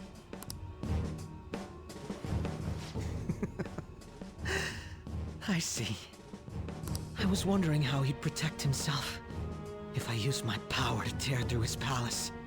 Turns out you're how. So he's making a puppet kill me. Sounds like something he'd do. That's right. I'll do anything. But look at yourself. You're the true puppet. You wanted to be acknowledged, didn't you? To be loved. That's an insane artist rendition of him. Like he's had some insane art, but that's something else. You've been nothing but a puppet from the very beginning. You little... So this is how Shido thinks of Goro Akechi? It's too horrible. It's still not too late. We can change his heart together. Even if he's your father. No, because he's your father. What's all this nagging about? Want me to take care of you first? No, he's not alone. He has shadows too. You know what? I'll let someone volunteer to take his place. Who knows? You might delay his death. Damn you! You guys are all about doing things for others, aren't you? Like, this is so fucking weird in the first place, but also beyond that, like, I know that narratively it's like, oh, there's too many enemies, we can't beat them all. Just the same as me. Okay, I'll take all the blame but we for our could. captain. I'll die for him too.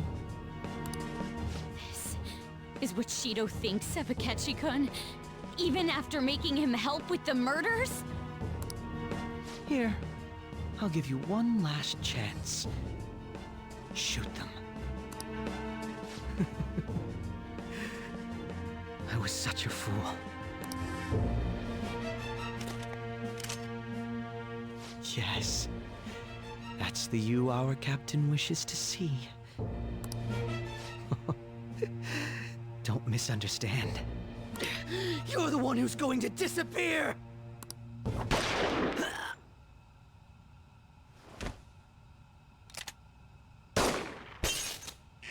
The watertight bulkhead door has closed. All personnel within the partition wall, evacuate at once. Whoa, what is this? Akechi! Hurry up and go! You fool! Are you trying to get yourself killed? The real fools are you guys. You should have just abandoned me here a long time ago. You would have all perished. If you had tried to face these with me weighing you down. Akechi-kun! Let's make a deal, okay? You won't say no, will you? Why at a time like this? Change Shido's heart. In my stead. End his crimes. Please! Leave it to me.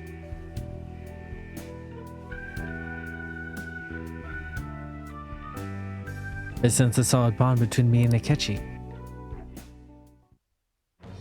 I am by that.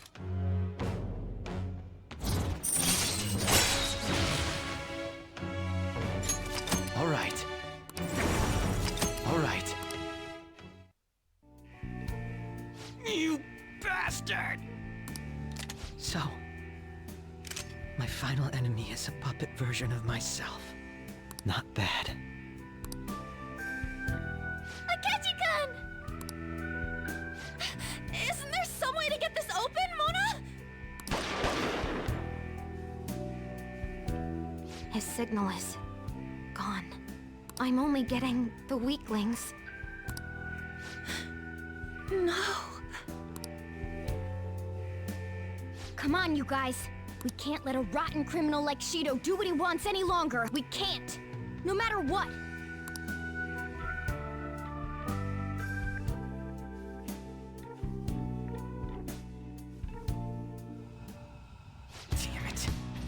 Catchy. You should get going. He entrusted us with an important task after all. Let's go, Joker.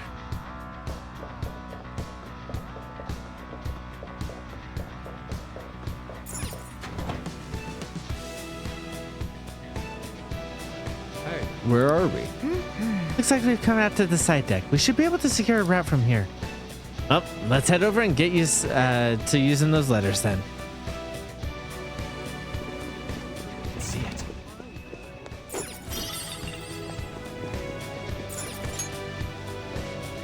Is that all of them? Open sesame. Hey! The time's finally come. Yeah.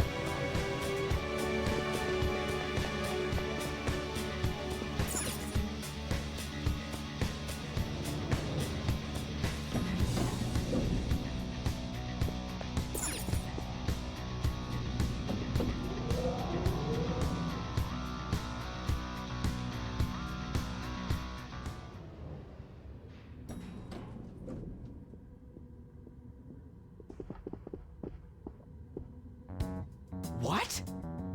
Huh? The hell is that? It's pretty rockin'. So this is the main assembly hall? Probably. The rumors are often used as symbols of election luck. Plus everything else in here seems real. Yes. Odd. There isn't a single person in here. Sounds as though there was quite the crowd within when we heard voices through the door. But given how it looks, this has to be the root of the distortion. Right. Yes, I'm picking up on the treasure's presence as well. There's no doubt this is the place where it'll appear.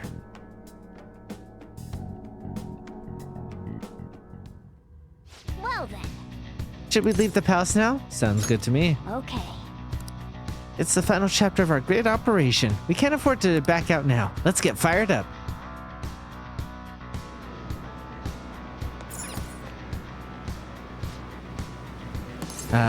Return to the real world.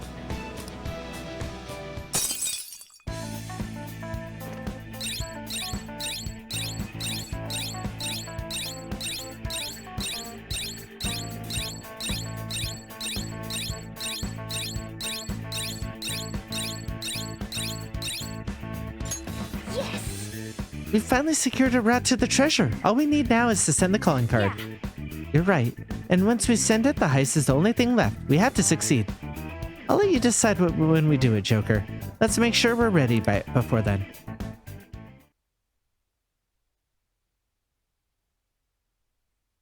Four hours later. Ah, you're back. We were finally able to get into the main assembly hall. That means we're ready to send the calling card too. When should we do it? We must consider the method by which we will send it as well. All those guys cheering for Shido better be ready. We're gonna surprise the shit out of them. I can't wait for this. By the way, where's Makoto? She's in the chat, right? Yes, don't worry. I've been reading it. What's on your mind? Well, about Akechi-kun, is it not? That was really sad what happened to him. Honestly, I have mixed feelings, but I think he was a victim too. A victim we couldn't save. Yeah, I mean, he's the quintessential hurt people, right? You know, but like, which is kind of true. Like a lot of times, victims of abuse can go on to become abusers because they don't have a frame of reference for anything else. And even if they don't, a lot of them will seek out abusers who are similar to parents or relationships or whatever, because both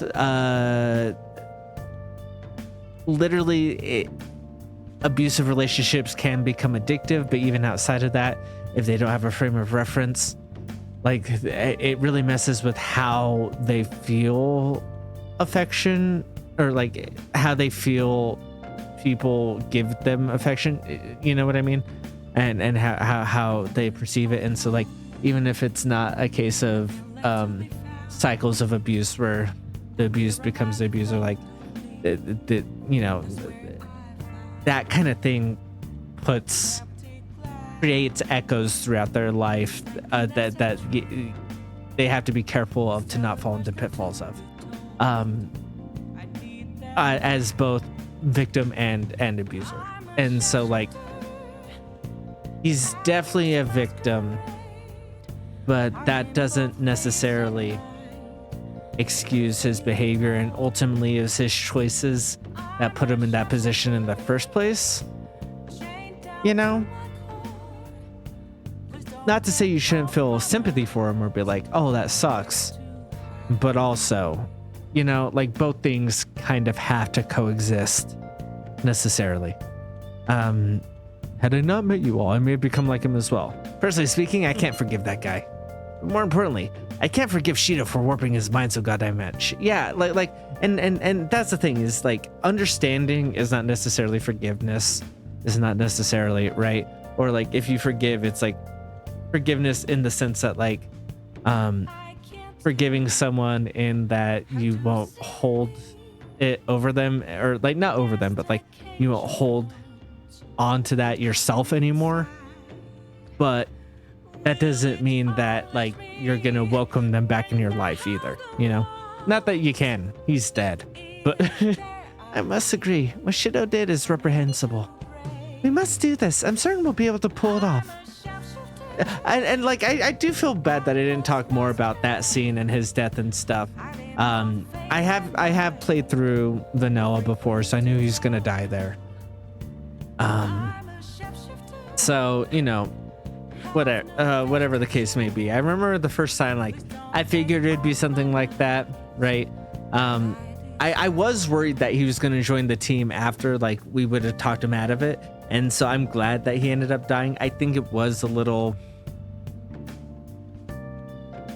I don't want to call it cheesy, but I think it worked ultimately. So like, you know, I didn't have complaints about that as I have complaints about a lot of the other parts of this game. That's, you know,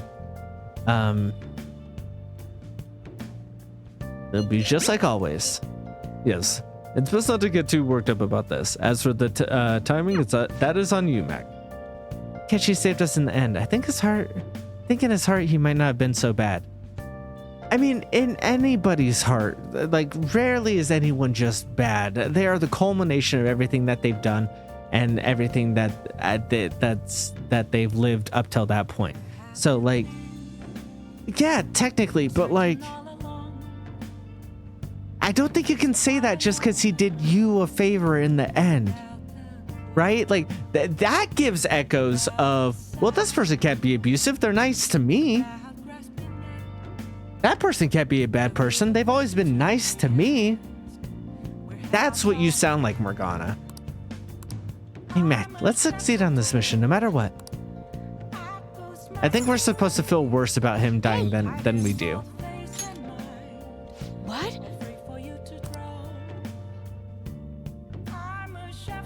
Which makes sense why they gave him and Joker a gay romance in order to make that more effective in Royal. And I know it's not legitimately gay. Get off my fucking back. You know, I'm one of those people who's like, oh, you know, why can't friendships just be, you know, I'm not always for, I think I've talked about it before. I feel like a lot of times, anytime guys show affection, in media, it's always warped to be romantic, whether it's like to women or men, right? Like so many things where it's like, oh, these two should be together because they're showing each other so much affection, and it's like, bitch, men and women can be, bitch, gender neutral, to be clear, men and women can be friends, right? And like, but like as an on the other side of that coin, like so often, and you see this as particularly like more the amount of times that men are allowed to show, like, you know, non-anger based emotions are in media, it's a narrow window, like war / fighting and sports, right? And like in each of those, like so much, like if they're showing affection to people, it's like, you know, how many fan fictions are there? Frodo X Samwise, right? How many are there of like various different sports among it? How much are there of, you know, and like that's fine, but it is a little bit annoying that, like, you know, when guys show affection towards each other, it's inherently labeled as gay, and it's like, I thought like there's a male loneliness epidemic, and so it's like that's not to say like it can be, I'm trying to think of how to phrase it. Guys need to do a better job of reaching out to each other and being there for each other and supporting each other and letting it be, you know, more emotional than, you know, sometimes it is. And I've cultivated that in my life, and I'm very lucky to have like a lot of guy friends. I shouldn't say a lot of guy friends, but I have a few, and they're all very much like they'll easily say I love you, right? And be there emotionally and do that. But like for some of those, I had to like very much break down those walls and be that guy who is like, no, I'm gonna just say I'm gonna be out there. I'm gonna be open with these emotions. We're gonna be there for each other, right? And you know, and they reciprocate that, and I'm very blessed. I think it sucks that media reinforces the idea that if you do that, you are gay, right?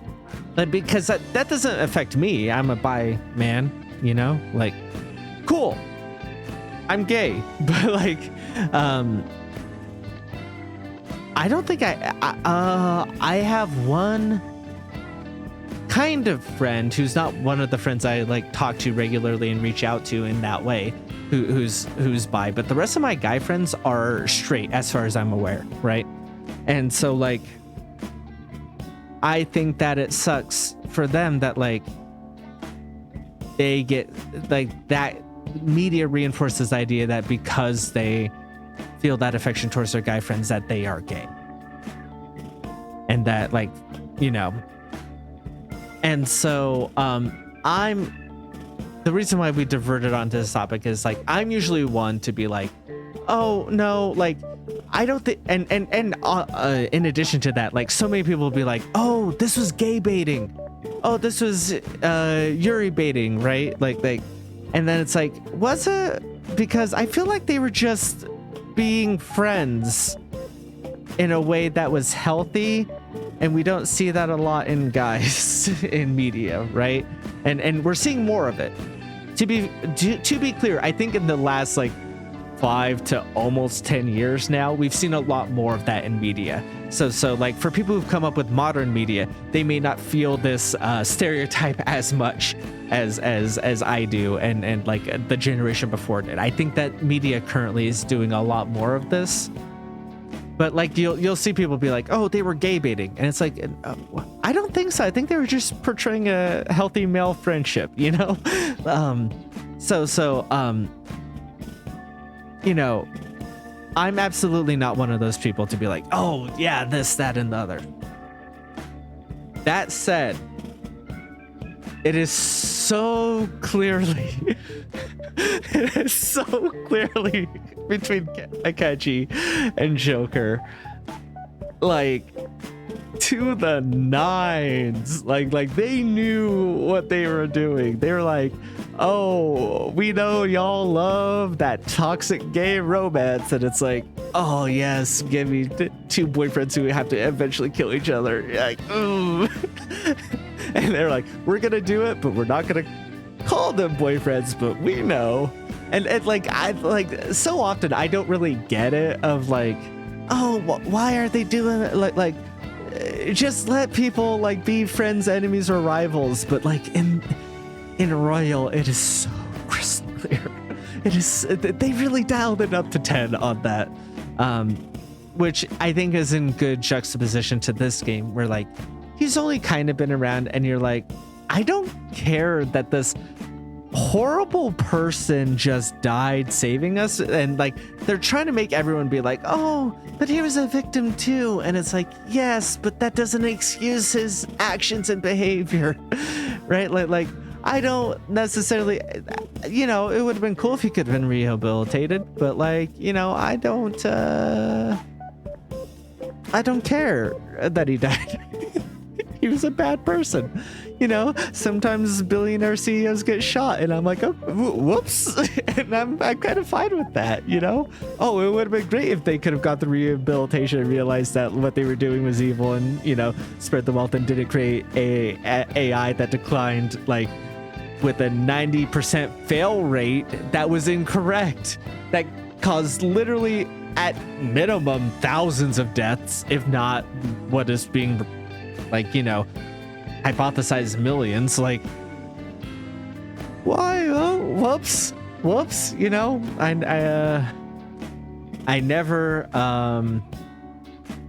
condone violence, but I don't always condemn it. And that's gonna get me put on a list, but there you go. Yep. Okay, I had a massage. Let's get on with the game. No, this whole section's taken way too long. We're 4 hours in to this recording. Oh, I'm so fucked. I'm so cooked, guys. Oh boy.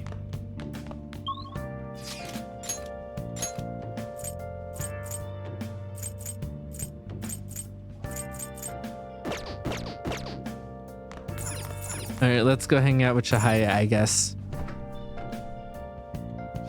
What do you want to do? Yep. Make sure your clothes up. Hi. Honestly, the coffee might be more worth it at this point than the curry, just purely because of the 100.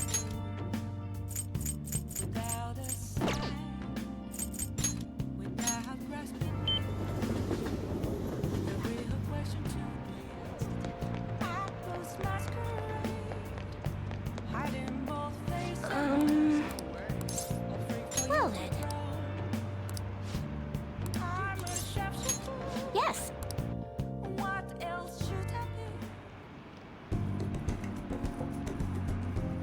Chihaya looks mystified. I'll go along with the readings until she's satisfied. I feel my bond with Chihaya will grow stronger soon. Goodbye.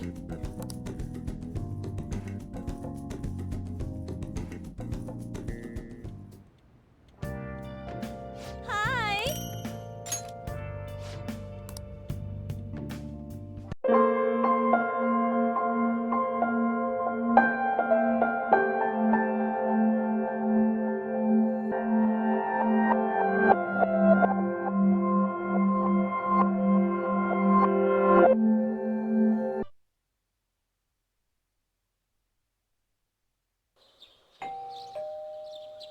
Seems that you've been sleeping until now. I heard the doorbell ringing. Someone seems to be at the door.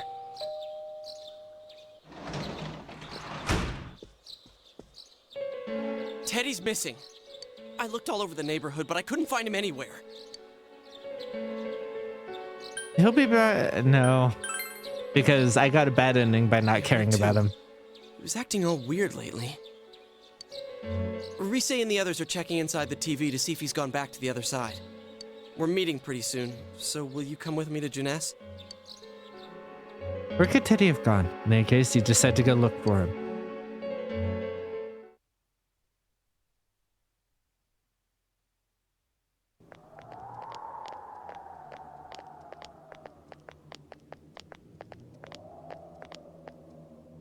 It's no use, man. We can't find him.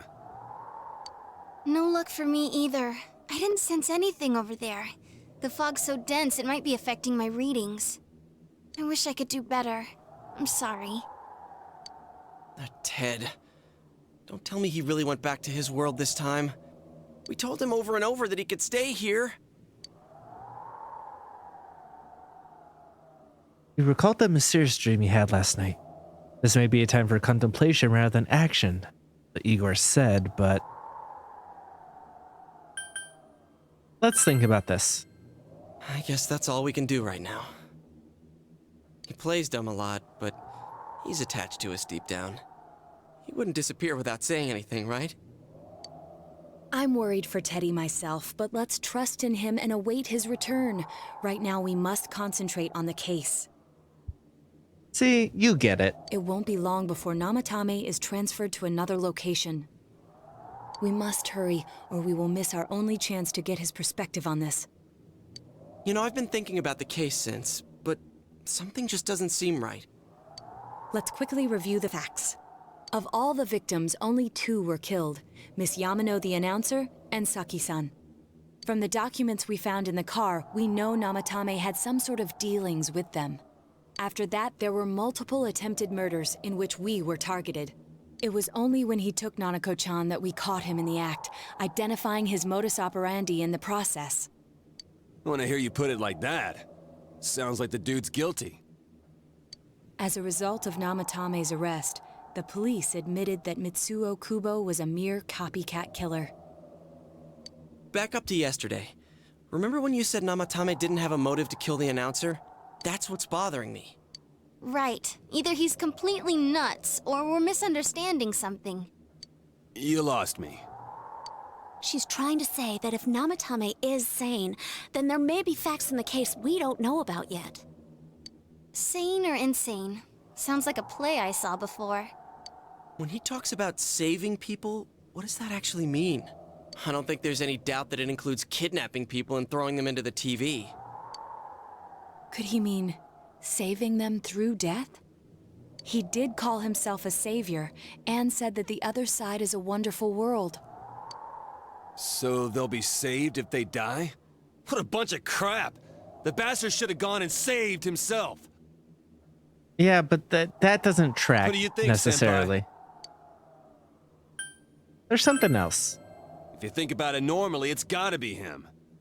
But there ain't nothing normal about that world anyways. There's something I've been wondering about for a while. I keep hitting the microphone When we because I first laid encountered down. him, he said, "You're the ones Because this I recording's saved. an hour and a half Don't long. worry, I'll save this girl too." So, if he saves people by killing them, did he save us too? Wouldn't he actually have failed to save us?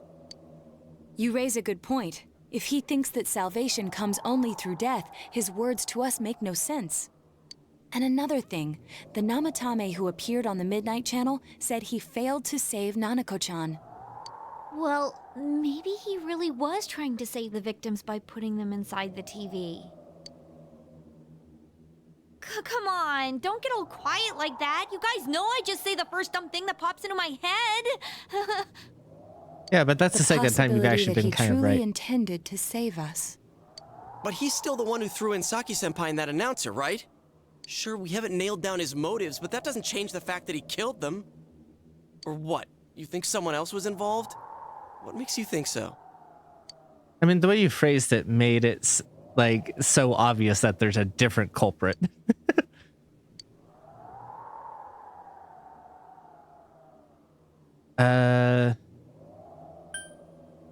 I don't remember though. But that points straight at Namatame. Come on, man. Okay, whoops. Copycat murder, the warning letter, her alibi? Her alibi? Wasn't it airtight right from the beginning? How could she kidnap people and throw them into TVs if she's out of the country? That's not what I meant. All right, I'm glad that it's giving me infinite amounts of time. Warning letter? Oh yeah. Whatever happened to that thing? If Namatame's the killer, he must have been the one who wrote it, right? Let's review them. You recall that the first warning said, don't rescue anymore. The second one said, if you don't stop this time, someone close will be put in and killed. Oh, so they directly say that they're killing and not to rescue them, where he would have said it was saved. I didn't recall that, if I'm being Yes, honest. that's right. Isn't that kind of odd? Would someone who thinks he's saving people by killing them write stuff like don't rescue or kill? Yeah, and the will be put in and killed part doesn't make sense either. If the killer was writing it, wouldn't it be more like I'll put in and kill? Hey, could this mean... Namatame didn't write it. Yeah. It's almost like someone else wrote this letter.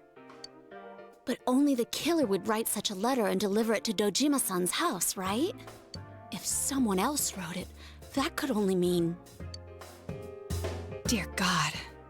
Since this is such an unusual case, I was absolutely convinced that other than the Kubo incident, there was one culprit. So, Namatame really was trying to save his victims? Everything is exactly the opposite of what it first seemed. In Namatame's parlance, failing would have been the first 2 cases when the victims died. If he had used his method twice and failed both times, he would hardly have continued using the TV. And yet he did. It all seems to suggest that someone else wrote this warning letter while observing the entire case. Someone else? Then, it wasn't Namatame that killed Saki-senpai and the announcer? We can't say for certain yet. We urgently need to speak with Namatame face to face. We all work together to take another step towards the truth.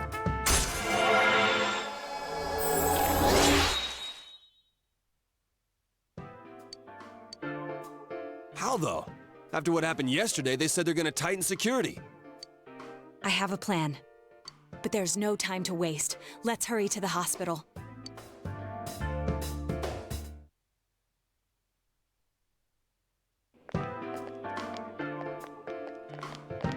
Hey, this place is off limits. I'm a consultant with the police. I'd like a few words with Namatame-san. May I go in? This is Unit 252, requesting confirmation on an ID. Name of Naoto Shirogane. Huh? Ah, understood. I see. Well, you're on the list. I can give you a few minutes, but I'll have to record your conversation with him for security purposes. Not that I expect you'll get anything coherent out of the guy. He's been spouting nothing but gibberish. I'd like him to accompany me as well. He has no identification, but this is an emergency situation, and he's here in Detective Dojima's stead. Huh? Detective Dojima sent him? I wasn't informed of this. I'll vouch for his identity. Well, I guess it's better than dealing with the man himself. I mean, and at this point, it feels like Dojima would help cover for us with the other stuff that has gone on. We have our hands full with the transport procedures, so the last thing we need is Detective Dojima running wild. Detective Adachi is busy somewhere too. This is Unit 252. Huh? I see. Has something happened? There's something about a suspicious object out in the lobby. Ah, well then, this works out nicely. You should back up your colleagues downstairs. We'll keep watch over Namatame-san. A disturbance in a hospital lobby, after all. It sounds serious. If anything happens, hit the nurse call button. I'll leave the rest to you. Understood. Please be careful. I knew they were undermanned, but I didn't expect it to go this smoothly. I mean, we don't need the entire group here, though. There's nothing much inside that suspicious object, so he won't be gone long. All right, then now's our chance to talk to Namatame. Like, we really don't need the entire group. That's just a liability. What are we doing?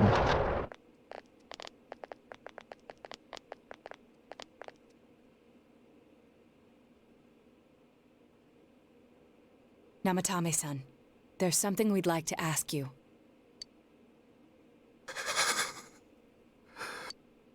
It's tempting to think that you were the culprit behind this entire case. And to be honest, there are many in this town who hope you are. But we are here to learn the truth. So please, answer our questions. Huh? It seems that he understands what you're saying. What should you ask him? Who should throw it in first? Huh? Me?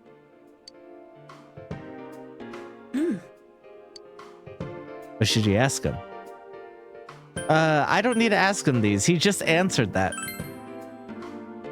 It's bullshit that I need to ask in the first place. They were killed I couldn't save them.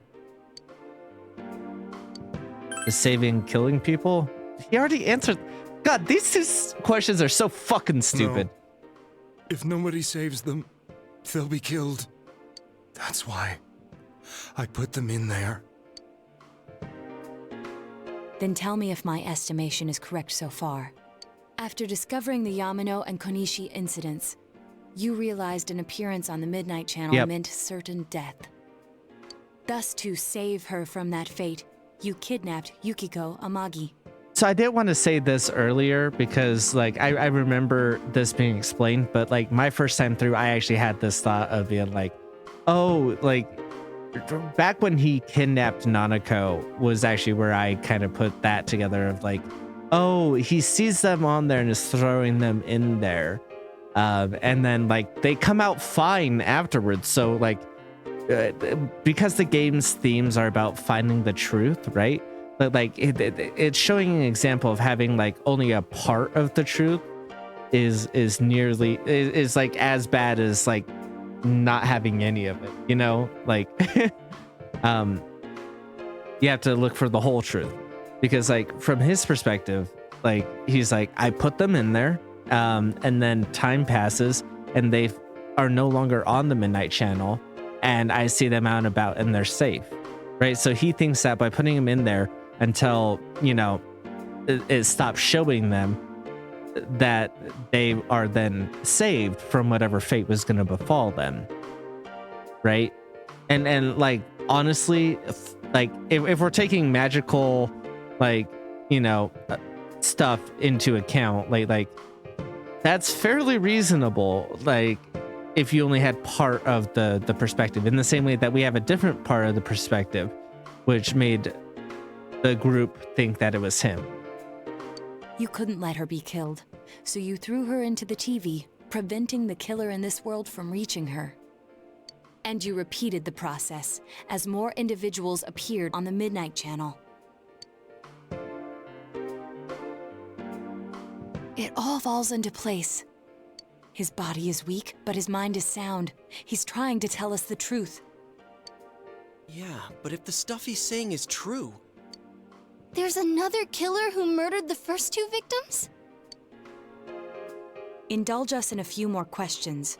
And like, to be clear, I don't hate this development. Like I think some people might get a little fed up because there's the copycat murderer and now there's this guy who's like another red herring, and it's like that's too many rug pulls and it should be more, you know, do one red herring or like, you know, one false thing and then let.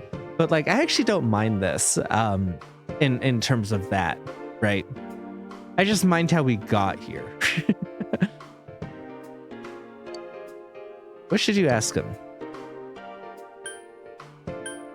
Why did you enter the TV? I didn't know. I never thought it would be that kind of place. Who killed the first two? If he knew, he would have already told, right? No idea. I want to know that too. We already know it wasn't him. What are you talking about? As I thought. You believe me? Did they find him? Did they find the one who did such cruel things? Mayumi. Please calm down. Our ability to find the culprit rests on you. We know about the other world. In fact, we're the only ones who can fully understand what you have to say. Only you? We did blame you for everything at first. But now I think we can accept whatever you got to tell us as truth. Please. Tell us everything you can, calmly and slowly. You're willing to listen? Do my story?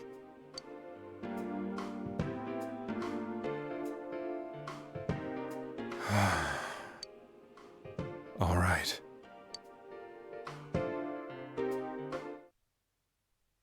Please summarize it for me. I don't have the brain power for all this. Soon after my affair with Mayumi became common knowledge, I returned to my parents' home, as if to run away from the scandal. And I started drinking heavily to drown my anxieties. I hadn't been able to reach Mayumi at all, and that didn't help either. Mayumi, where are you? She'd been disgraced on all the afternoon shows, and forced to resign from the program she was on. I caused her so much trouble. I wanted to at least apologize to her, but I couldn't even do that. Yeah, that's rough because like they were already separated. So like it's literally just about the public image of having an affair because you're still legally married, even if you're already separated. I lost the will and energy to do anything. And knowing that you caused that for your like lover who you're just trying to move on with, like, oh, that sucks. Then, one day, the rumor I heard some time ago came back to me. Since I had nothing better to do, I sat down blankly in front of the TV and watched my own reflection. And all of a sudden, there was Mayumi. Mayumi? Is that you? The Mayumi inside the TV looked as if she was calling to me for help. Mayumi? When I reached out unthinkingly to touch her, my arm disappeared into the TV, as if I had dipped it into a pool of water. I was so shocked that I lost my balance and nearly fell face first into the TV.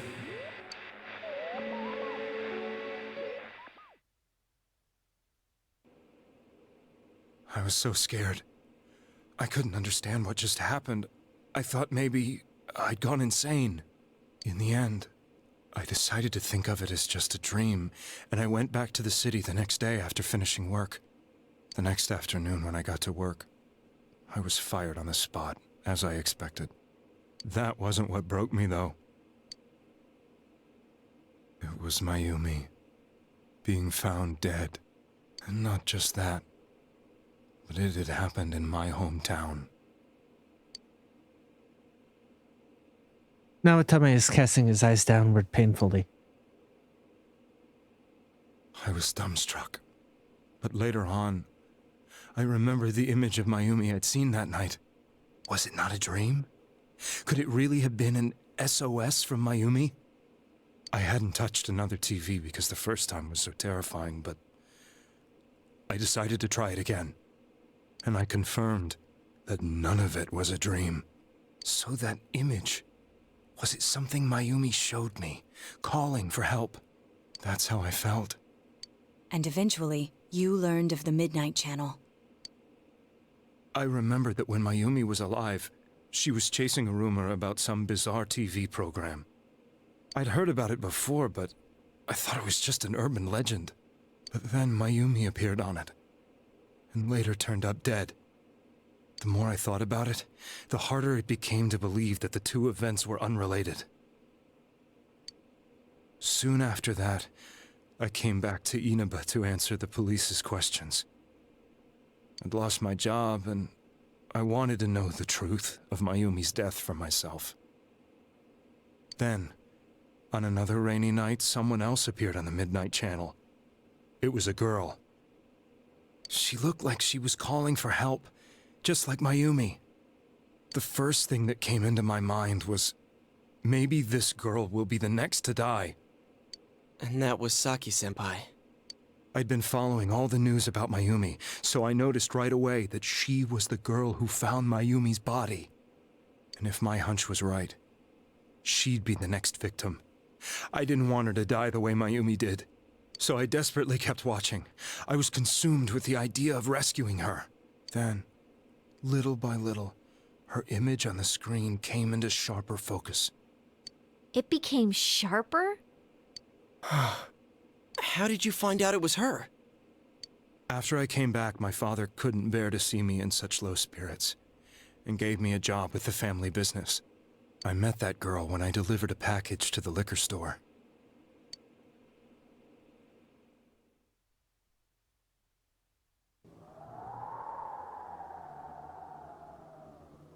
After agonizing over it, I decided to meet her and told her to be careful.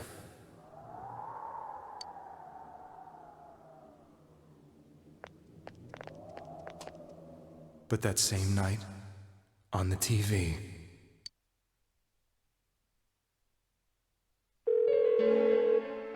she looked as if she was being engulfed by some black shape. She was writhing in pain. That's why I warned her. Why won't she pick up the phone?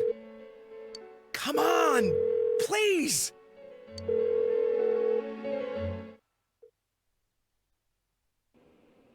So he did end up getting her number, though. Interesting. They found her dead. So she did give her at least a number, if not hers. It may have been a fake one. But, like, she bought into it enough to, like, tell him, potentially. I knew she was going to be murdered, but I couldn't save her. I blamed myself, thinking there must have been something I could have done. There was no one who depended on me. Nobody at work, not even my wife. Mayumi was the only one who accepted me for who I was. But she was murdered, and the same person killed another girl. I was beside myself. I couldn't forgive myself for doing nothing. You really did love Miss Yamano. Yes, from the bottom of my heart. Before I was married, my wife made it big in show business. I was happy for her, but it put a strain on our relationship. I think I can kind of relate. It was around that time when I met Mayumi. She was interviewing our candidate for the next election.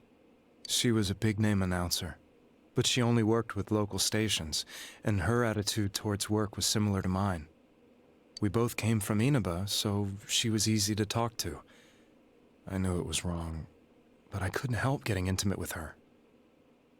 Oh, so it was like an actual legitimate affair. And then what's-her-face found out and actually left and broke up with him. Okay, I understand now. Gave meaning to my life. Soon after Saki-san was found dead, yet another girl appeared on TV. That was you.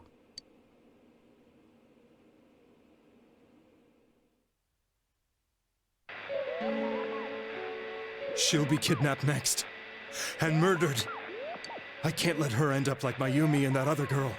This time, I'm gonna do something.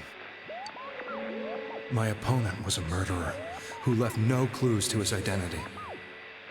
I thought hard about what I could do to protect her from someone like that.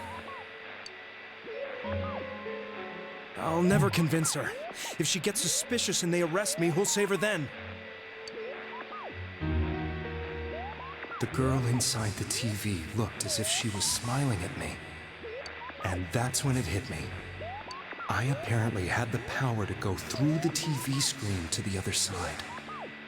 Then, what if I put her into the TV and give her shelter there before the killer gets her? What are you trying to tell me? That it's safe over there? Is that it? The girl inside the TV seemed to smile at me again. And I thought, no matter what kind of place it might be, it's better than being slaughtered. Once things calmed down, I could just let her out again. If she's inside the TV, there's no way they can find her. It felt as if everything was starting to come together in my mind. Could it be that Mayumi gave me that power to prevent any more victims from meeting her fate?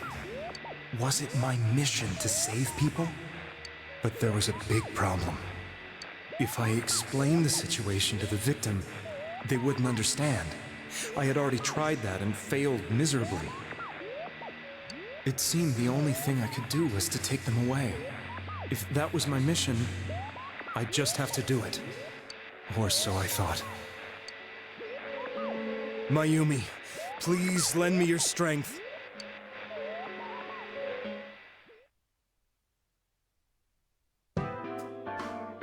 So, since you thought people who appeared on the Midnight Channel would be killed, you kidnapped us in order to save us.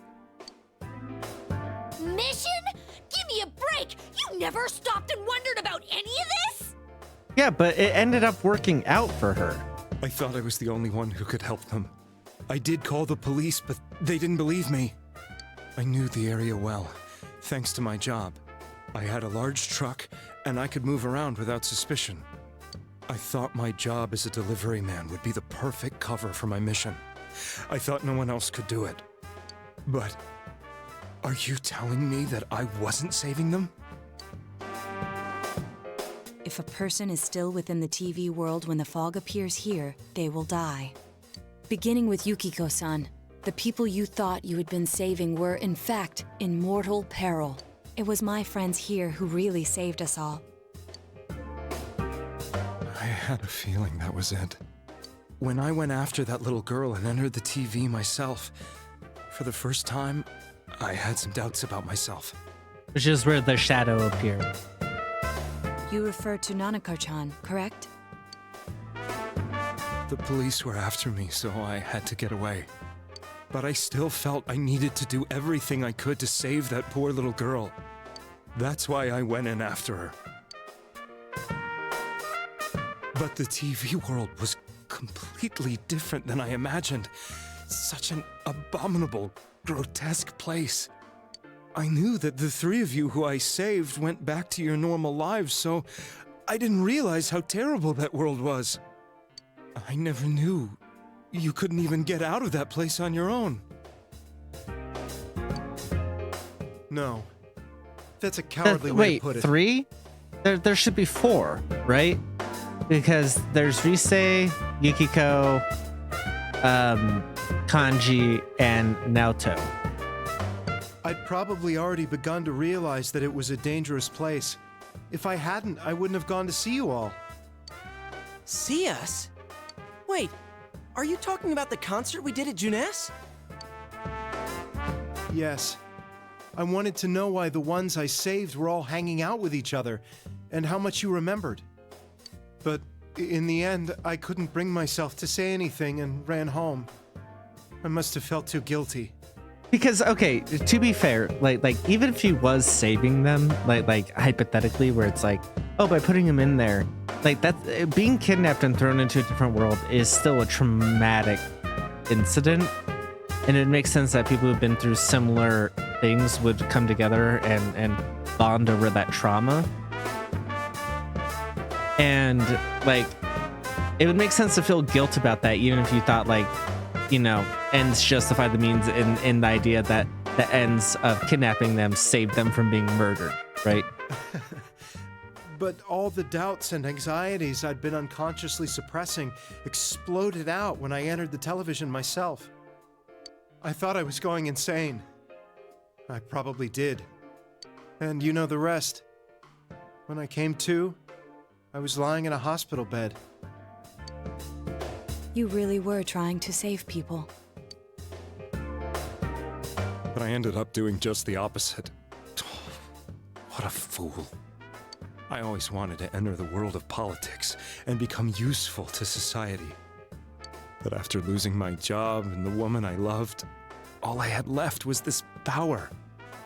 I convinced myself that world was some sort of sanctuary, and I secretly believed myself to be a hero. I mean, and that's also tough in a different way, because you always want to help, and then it turns out that like you're fucking things up, like you're not suited for, you know, politics, which you think is going to be the best way to help. Probably not suited for it because you're in it for altruistic reasons, but like even outside of that, like if you're slightly incompetent, like not enough to be like an actual like hazard to the world, but just like slightly. We all know people who are slightly incompetent, and like suddenly they have this thing no one else can do, and like it's following a pattern that you're actually helping people even though you're not. Like it was like a perfect trap for someone like him, you know what I mean? I said trap as I moved around, so it may not have come through as well. I never doubted what I saw on TV and believed everything was as I wanted it to be. I didn't think for myself at all. That's why I couldn't protect them. I'm to blame for all of this. What's done is done. so. But the things I've done are too serious to be brushed aside like that. I have no intentions of running away from my crimes. I'm prepared to face the consequences. Kidnapping is already a serious crime. And on top of that, I put all those lives in danger. I'm sorry. The Midnight Channel and the other world, you can hardly be blamed for failing to understand them properly. We must apologize to you as well. Had we let our emotions blind us to the truth, we would have piled all the responsibility on you. I guess from your point of view, people did stop dying once you started saving people. The more you did it, the more you really believed you were preventing their deaths. I'm such a joke. God, that's tough. I'm sorry. I do have a lot of empathy for him. A little tired. What are you all crammed in here for? My apologies. We'll be leaving now. Wait. I beg you, please, find whoever's behind this. You children are the only ones who know about that world. That's our plan.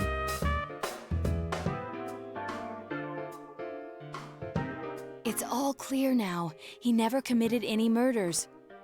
It was another party who threw the first 2 victims into the TV.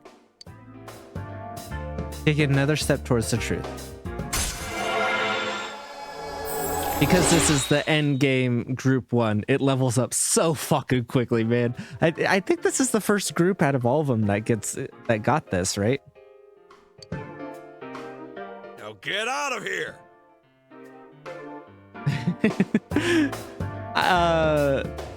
God, I was gonna make a reference to the Game Grumps. Get out of here! of Dennis the Menace. But I couldn't remember what game it was from. I told you, he's almost ready to be transported. We can't have anything else happen. Sheesh, I better not see you rascals here again.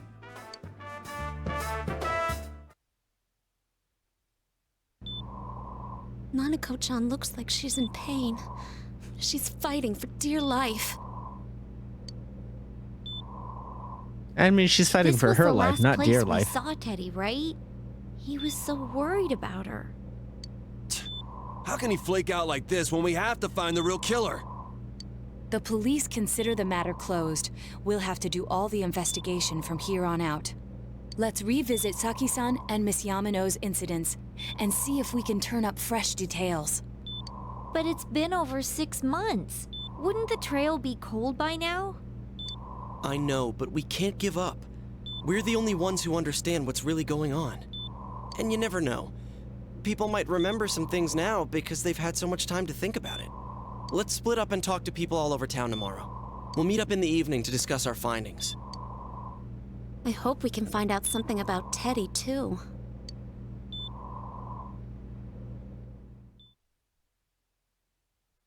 Tomorrow you'll all be going out to talk to people in town. Will this finally help you uncover the information that will lead you to the true culprit? Decided to go home early today.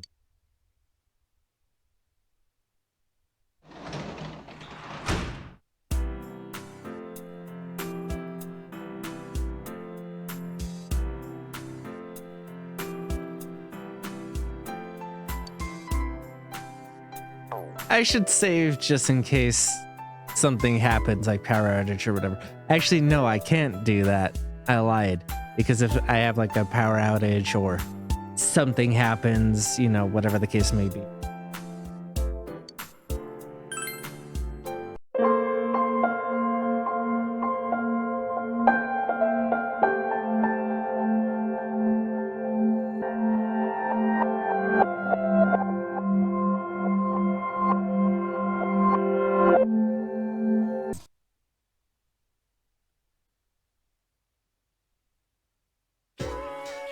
You overhear a conversation. I heard some people saying that apathy syndrome is nothing to worry about.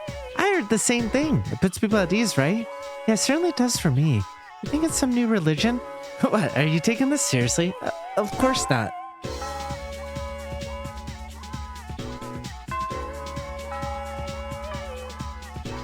Class is ended for today. No way I can concentrate in school now. Let's get going.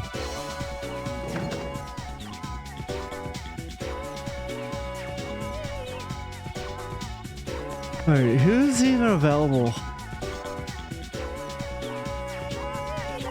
Besides, God forbid, Tomochika. Alright, not Mitsuru. Wait,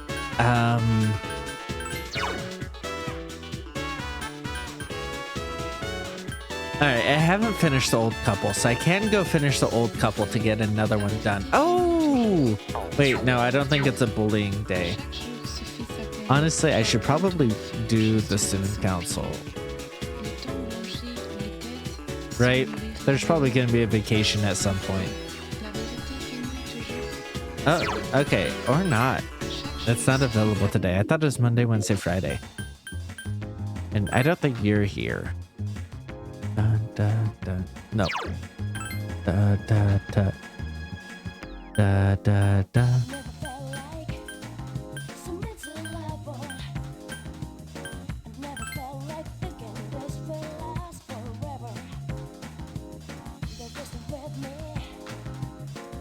Want to join me? Sure. Okay, I still don't have the courage to start his.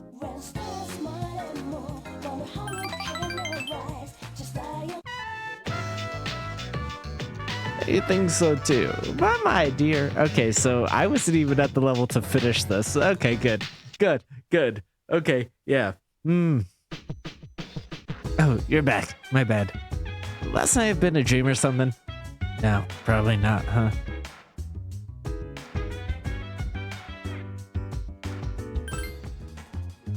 So fair warning, I may have done different things that night. I basically went to karaoke each of the nights. If the recordings say something different, then sorry about that. I had to replay since the first, and my life's been kind of hectic, so sorry about that. So if I mixed up what I was actually doing in that case, you know, yell at me.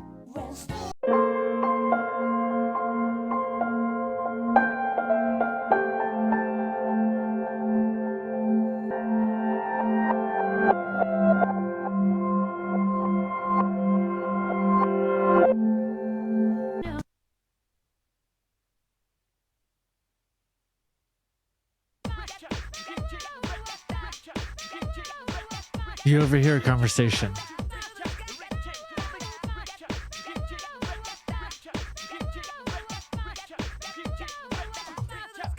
I hear some apathy syndrome. Yeah, certainly. Are you taking this seriously? Of course not.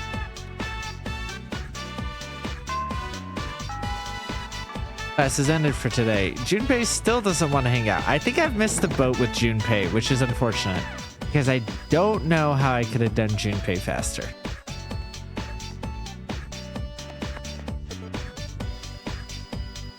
Akihiko, I understand missing out on because I kind of took forever to get to the level where I could see him, and then he was missing for a long time. All right, none of them were gonna be available. Who the fuck is available right now? Actually, hi, social link. What do we even fucking have? All right. Junpei level 6, but unavailable, unavailable, unavailable, unavailable. God, I hope I actually finished him. I hope his last one's story related. Unavailable.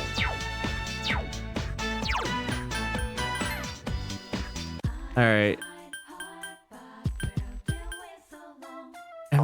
Am I perfect now? Yes. Okay, good. Good. Okay, so I just don't have anything to do during the day. That's wild. I know we're at the end of the game, but that's wild. What even?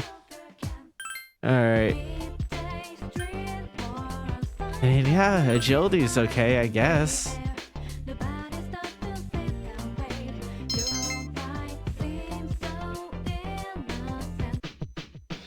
Oh, you're back. Did last night have been a dream? Guess not.